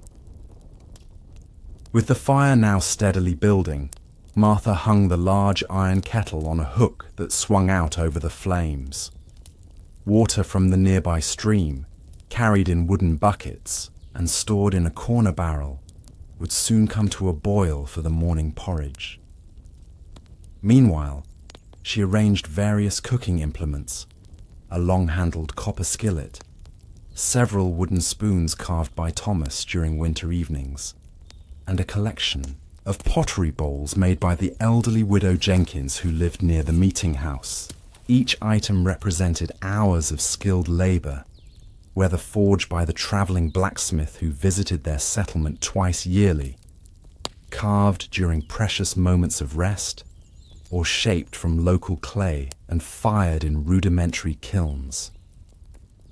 Martha reached for her linen apron, a garment she had spun, woven, and stitched herself, a process that had consumed countless hours of labor spread across seasons. The flax had been grown in their small field, harvested when the stems turned golden, then retted in the nearby pond until the woody outer portions began to decay.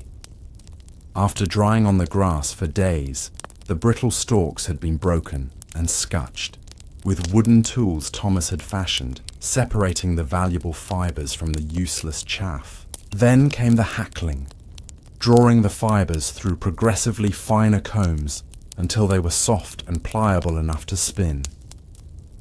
Spinning itself had occupied Martha's hands during every moment she could spare from other chores. The wooden drop spindle, later replaced by a wheel when Thomas traded a winter's worth of trapped furs for it, transformed loose flax fibers into strong, even thread through a delicate balance of twist and draft that required years to master. Once spun, the thread was wound onto a hand-built reel to measure it into skeins, then washed repeatedly in lye soap. Itself another product of Martha's hands, rendered from carefully saved wood ashes and animal fat.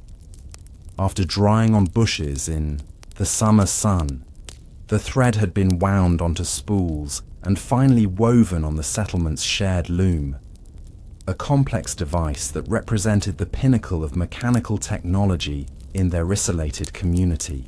Compared to the yards of fabric that would later be manufactured in minutes by industrial mills, Martha's linen represented months of intermittent labor, precious material that would be used, mended, and repurposed for years before finally becoming rags for cleaning or paper making.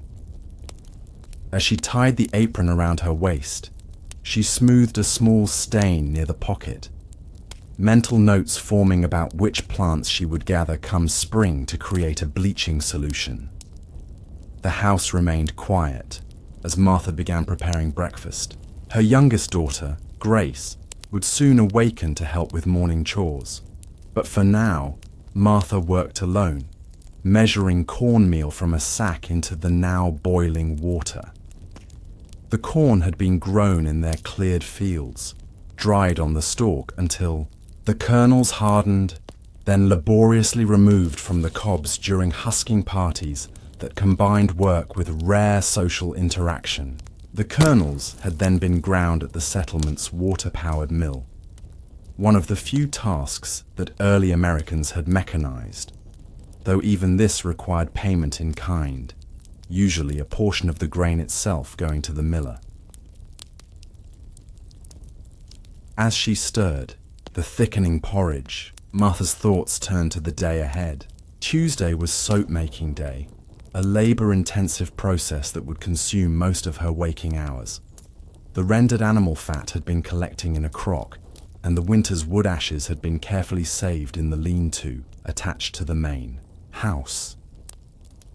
She would combine these with water in precise proportions in the large outdoor kettle, boiling the mixture for hours while constantly stirring with a wooden paddle to prevent scorching.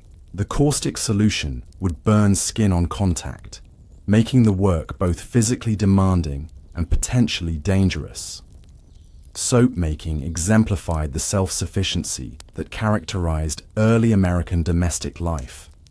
Nothing was purchased that could be made, nothing discarded that might serve another purpose, no skill considered unimportant. Martha's knowledge of soap crafting had been passed down from her mother and grandmother, containing subtle techniques not written in any book.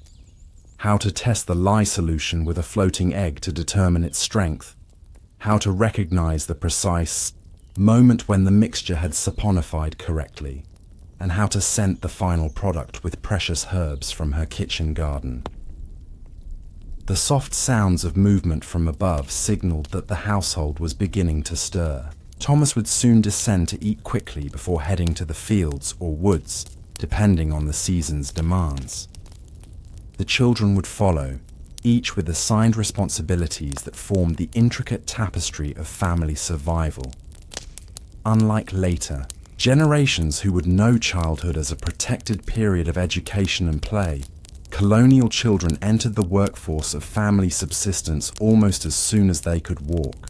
By age 6, Grace was already responsible for gathering eggs and kindling, while her 10-year-old brother Samuel helped his father with increasingly demanding tasks of farming and hunting.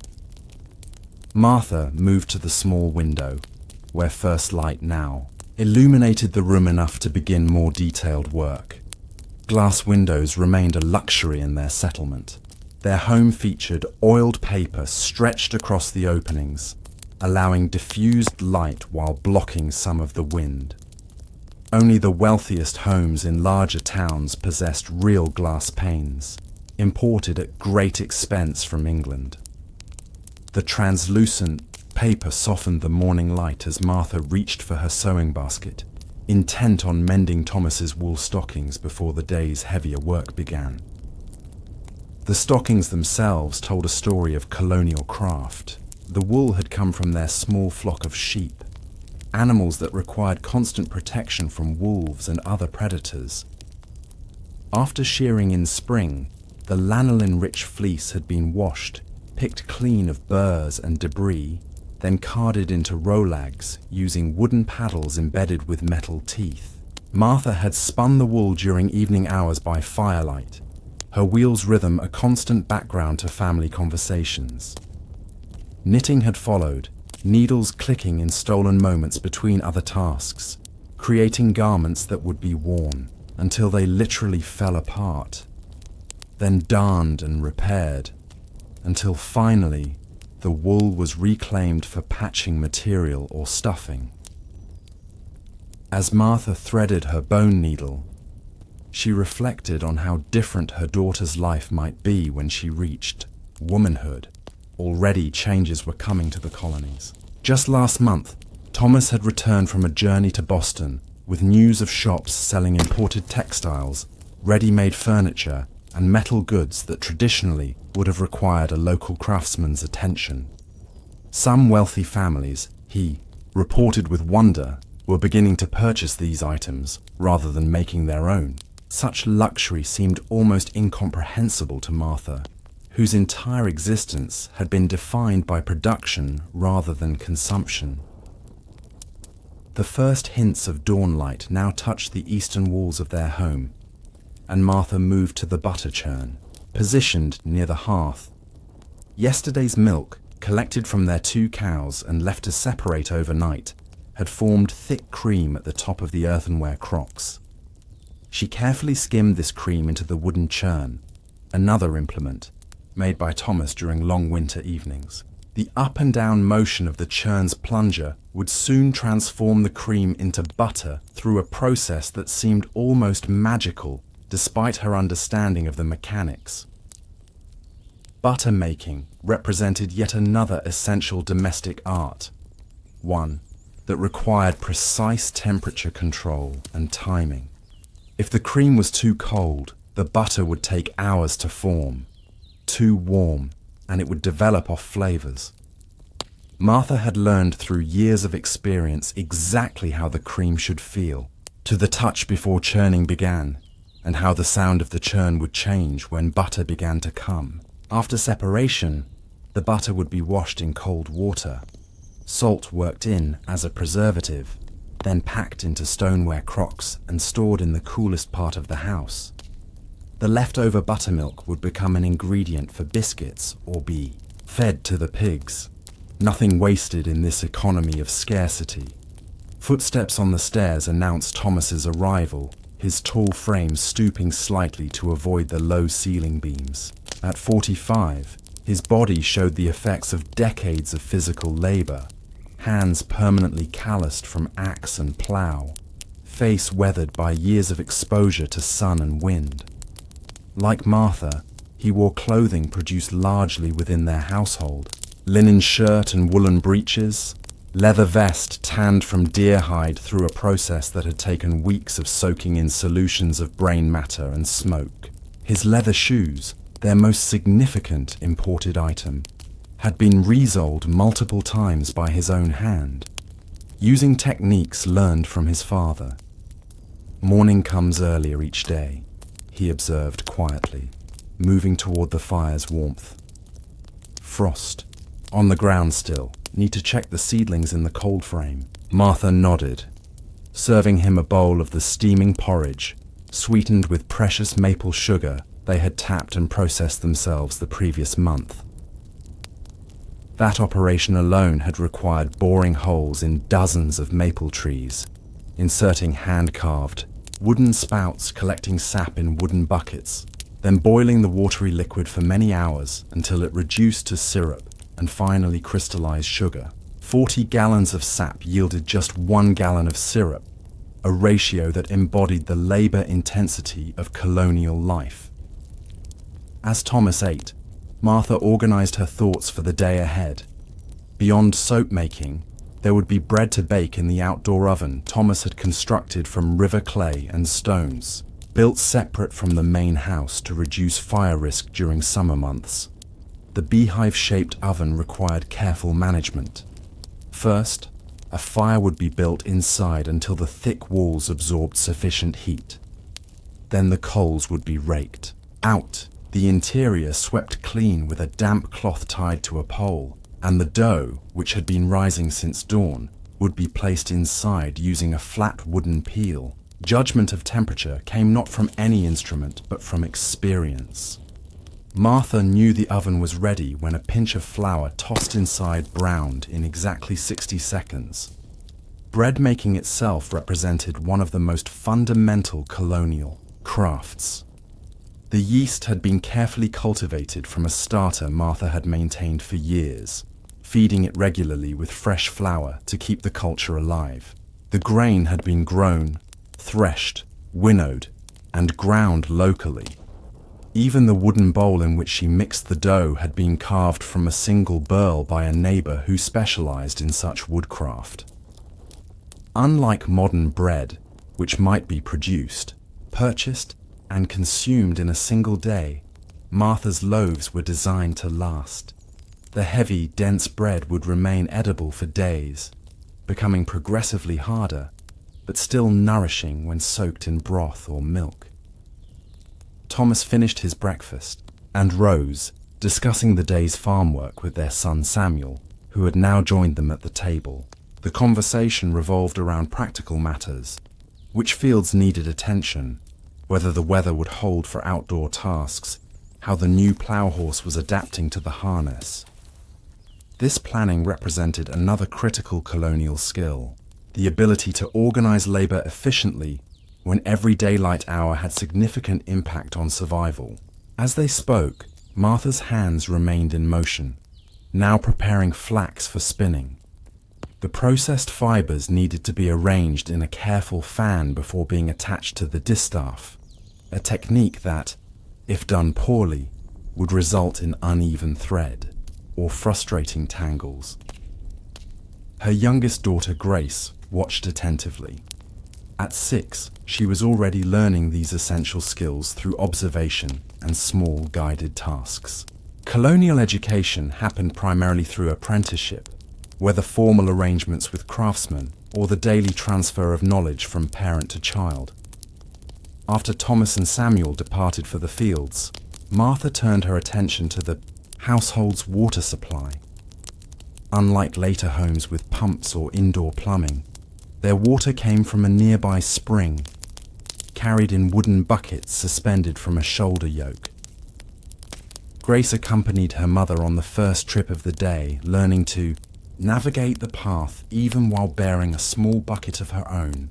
The water-carrying yoke, carved to fit Martha's shoulders specifically, represented another example of specialized woodcraft, its curved shape distributing weight evenly to prevent injury during this task that would be repeated several times, daily. Upon returning with the water, Martha began the soap-making process, dragging the heavy iron kettle to its place over the outdoor fire pit. As she worked, she kept mental inventory of their household supplies. Candles were running low, another complex craft that would soon demand attention.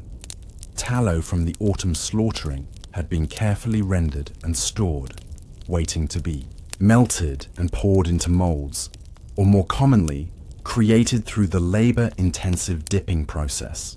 This involved repeatedly immersing wicks into hot tallow, allowing each layer to cool before adding another, gradually building candles of the desired thickness. Candle making exemplified the seasonal nature of colonial crafts. The best tallow came from autumn slaughtering, making late fall the optimal time for replenishing the year's supply. Bayberry candles, which produced less smoke and a pleasant scent, required gathering berries in late summer and boiling them to extract the waxy coating. Beeswax candles, the brightest and cleanest burning option, depended on successful honey harvests. Each type required different techniques and represented varying levels of luxury in the colonial household. By midday, the soap mixture was boiling steadily, requiring constant attention with its long wooden paddle. Martha's back ached from the repetitive motion, but years of such work had built endurance that would astonish later generations. As she stirred, she called instructions to Grace, who was now sweeping the packed earth in front of their door with a broom made from bound broomcorn grown specifically for this purpose. Even this simple implement represented agricultural knowledge, harvest timing, and crafting techniques specific to colonial life.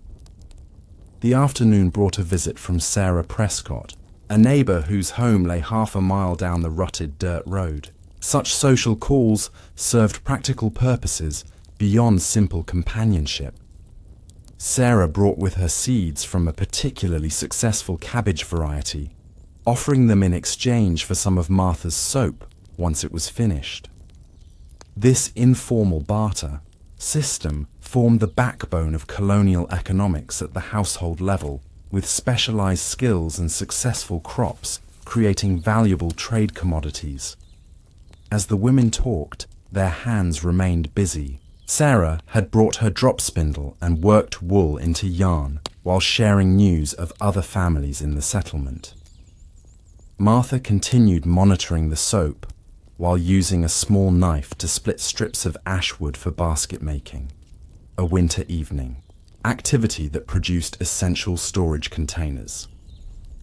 Their conversation touched on practical matters, which root vegetables had stored best over winter, whose children had recovered from the coughing sickness, how the new minister's wife was adapting to settlement life. When Sarah departed, Martha returned to the bread dough, which had been rising near the indoor hearth. She punched it down and shaped the loaves, some in round bouillies that would be baked directly on the oven floor, others in cast iron pans that Thomas had traded 3 fox pelts to obtain. The cast iron represented yet another craft that had become specialized even in colonial times. The blacksmith or foundry worker who created such items possessed knowledge and equipment beyond what individual households could maintain. As afternoon progressed toward evening, Martha's oldest daughter Elizabeth returned from the weaver's house, where she had been learning the complex craft under the tutelage of an older woman in the community. At 14, Elizabeth was approaching marriageable age, and these specialized skills would form part of her value as a potential wife. She brought with her a nearly completed length of linen, proudly displaying the even weave she had achieved after months of practice. Martha examined the cloth with knowledgeable fingers, nodding approval at her daughter's work.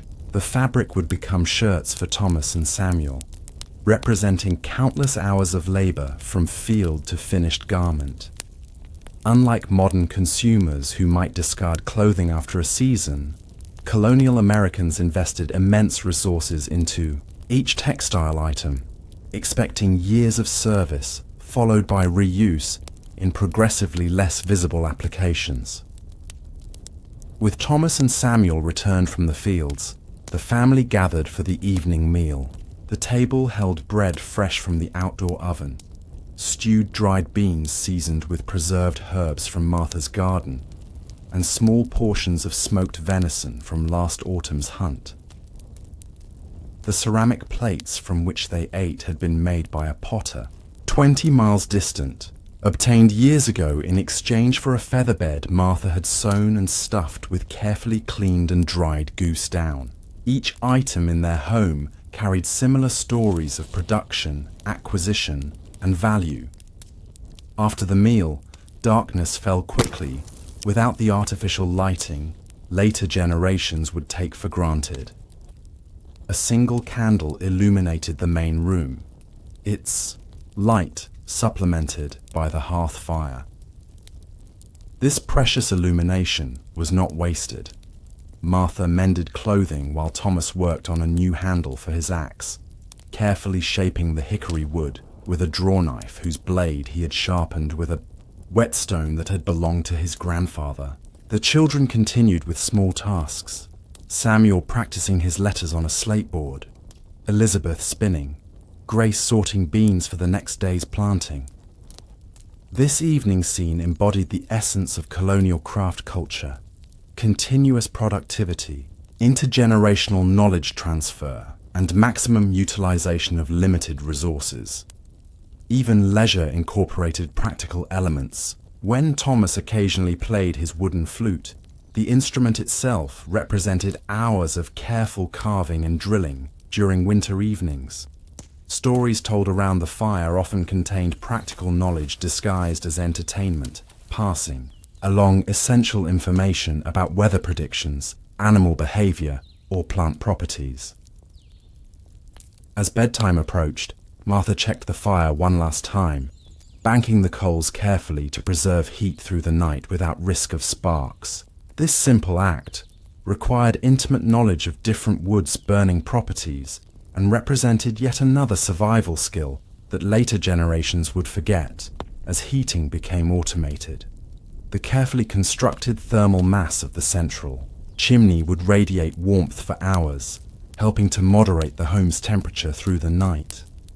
The family retired to beds that, like everything else, told stories of colonial craft.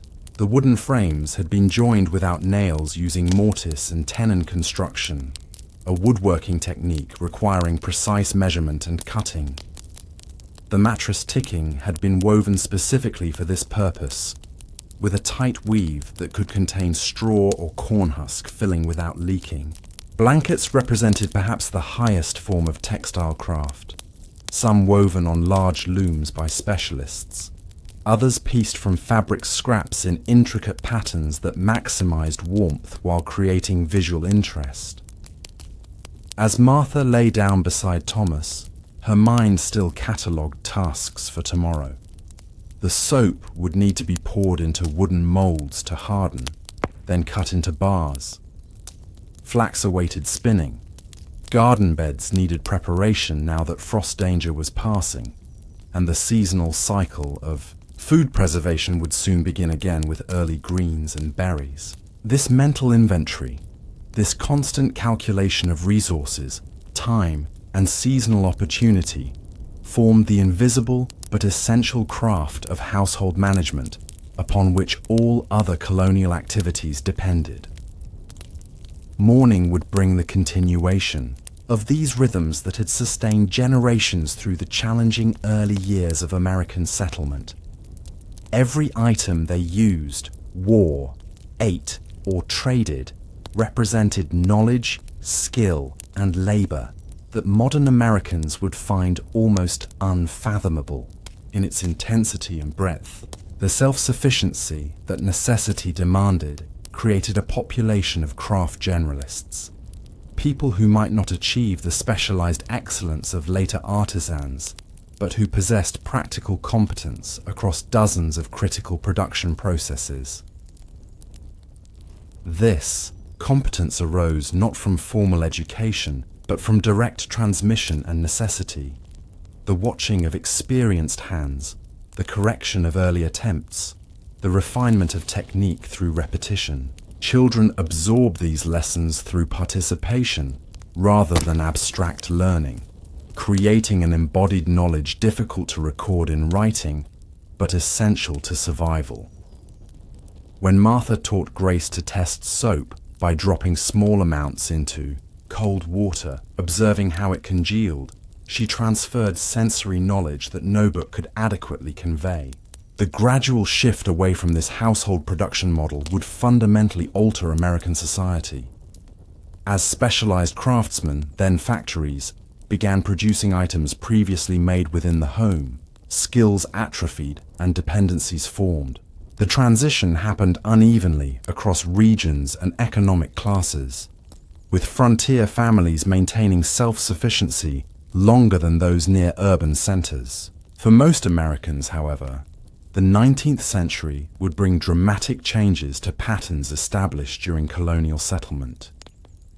This transformation, while bringing undeniable benefits in terms of material wealth and reduced physical labor, also represented a profound loss of practical knowledge. Skills that had been common, necessary for basic survival, became specialized or obsolete.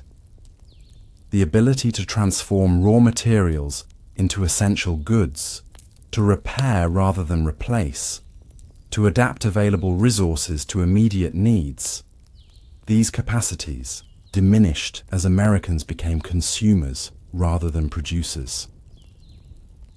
Yet traces of colonial craft culture persisted, sometimes as conscious preservation efforts, other times as economic necessity during periods of hardship. The Great Depression saw a revival of home production skills, as did various self-sufficiency movements throughout the 20th century. Crafts that had been essential became recreational. Knitting, woodworking, and canning, practiced not for survival but for satisfaction or connection to tradition. In Martha Stillwell's world of 1723, such a transformation remained unimaginable as she drifted towards sleep, her hands still feeling the phantom motions of the day's work. She existed in a reality where craft was not separate from daily life, but constituted its very fabric. Every object that surrounded her family bore the marks of human hands, most often their own, and represented not just utility, but the accumulated wisdom of generations learning to transform raw materials into the necessities of life. The first light of dawn would find Martha again at the hearth, striking flint to steel, coaxing fire from spark in a ritual repeated by thousands of colonial women. This fundamental act, the controlled creation and maintenance of fire, perhaps best symbolized the essential crafts that made settlement possible. Without this mastery, without the countless other skills that transformed wilderness into habitation, the American colonial project could not have succeeded. In the rhythmic motions of daily craft, the churning of butter, the spinning of fiber, the shaping of wood, Martha and her contemporaries created not just objects, but a foundation for American material culture that would evolve in ways they could not foresee. Their expertise, born of necessity and refined through practice, established patterns of resourcefulness and adaptation that would characterize American identity long after these specific skills faded from common practice. As the night deepened and the Stillwell household slept, tools lay waiting for morning. The spinning wheel beside the hearth, the loom in the corner, the gardening implements hanging from pegs, each represented a thread in the complex tapestry of knowledge required to sustain life in early America. A knowledge system so encompassing that few modern individuals could comprehend, much less replicate it. In this reality of necessary competence, across countless domains of material production, we glimpse both the challenges and the self-reliance that defined colonial existence. The true legacy of colonial craft culture lies not in the objects themselves, many of which have long since returned to dust, but in the adaptability and resilience they represent, in learning to create what could not be purchased, in developing intimate knowledge of materials and processes. Colonial Americans established a foundation of practical problem-solving that would influence national character long after these specific skills became obsolete. This capacity to observe, learn, adapt, and create with available resources perhaps constitutes the most valuable craft knowledge of all.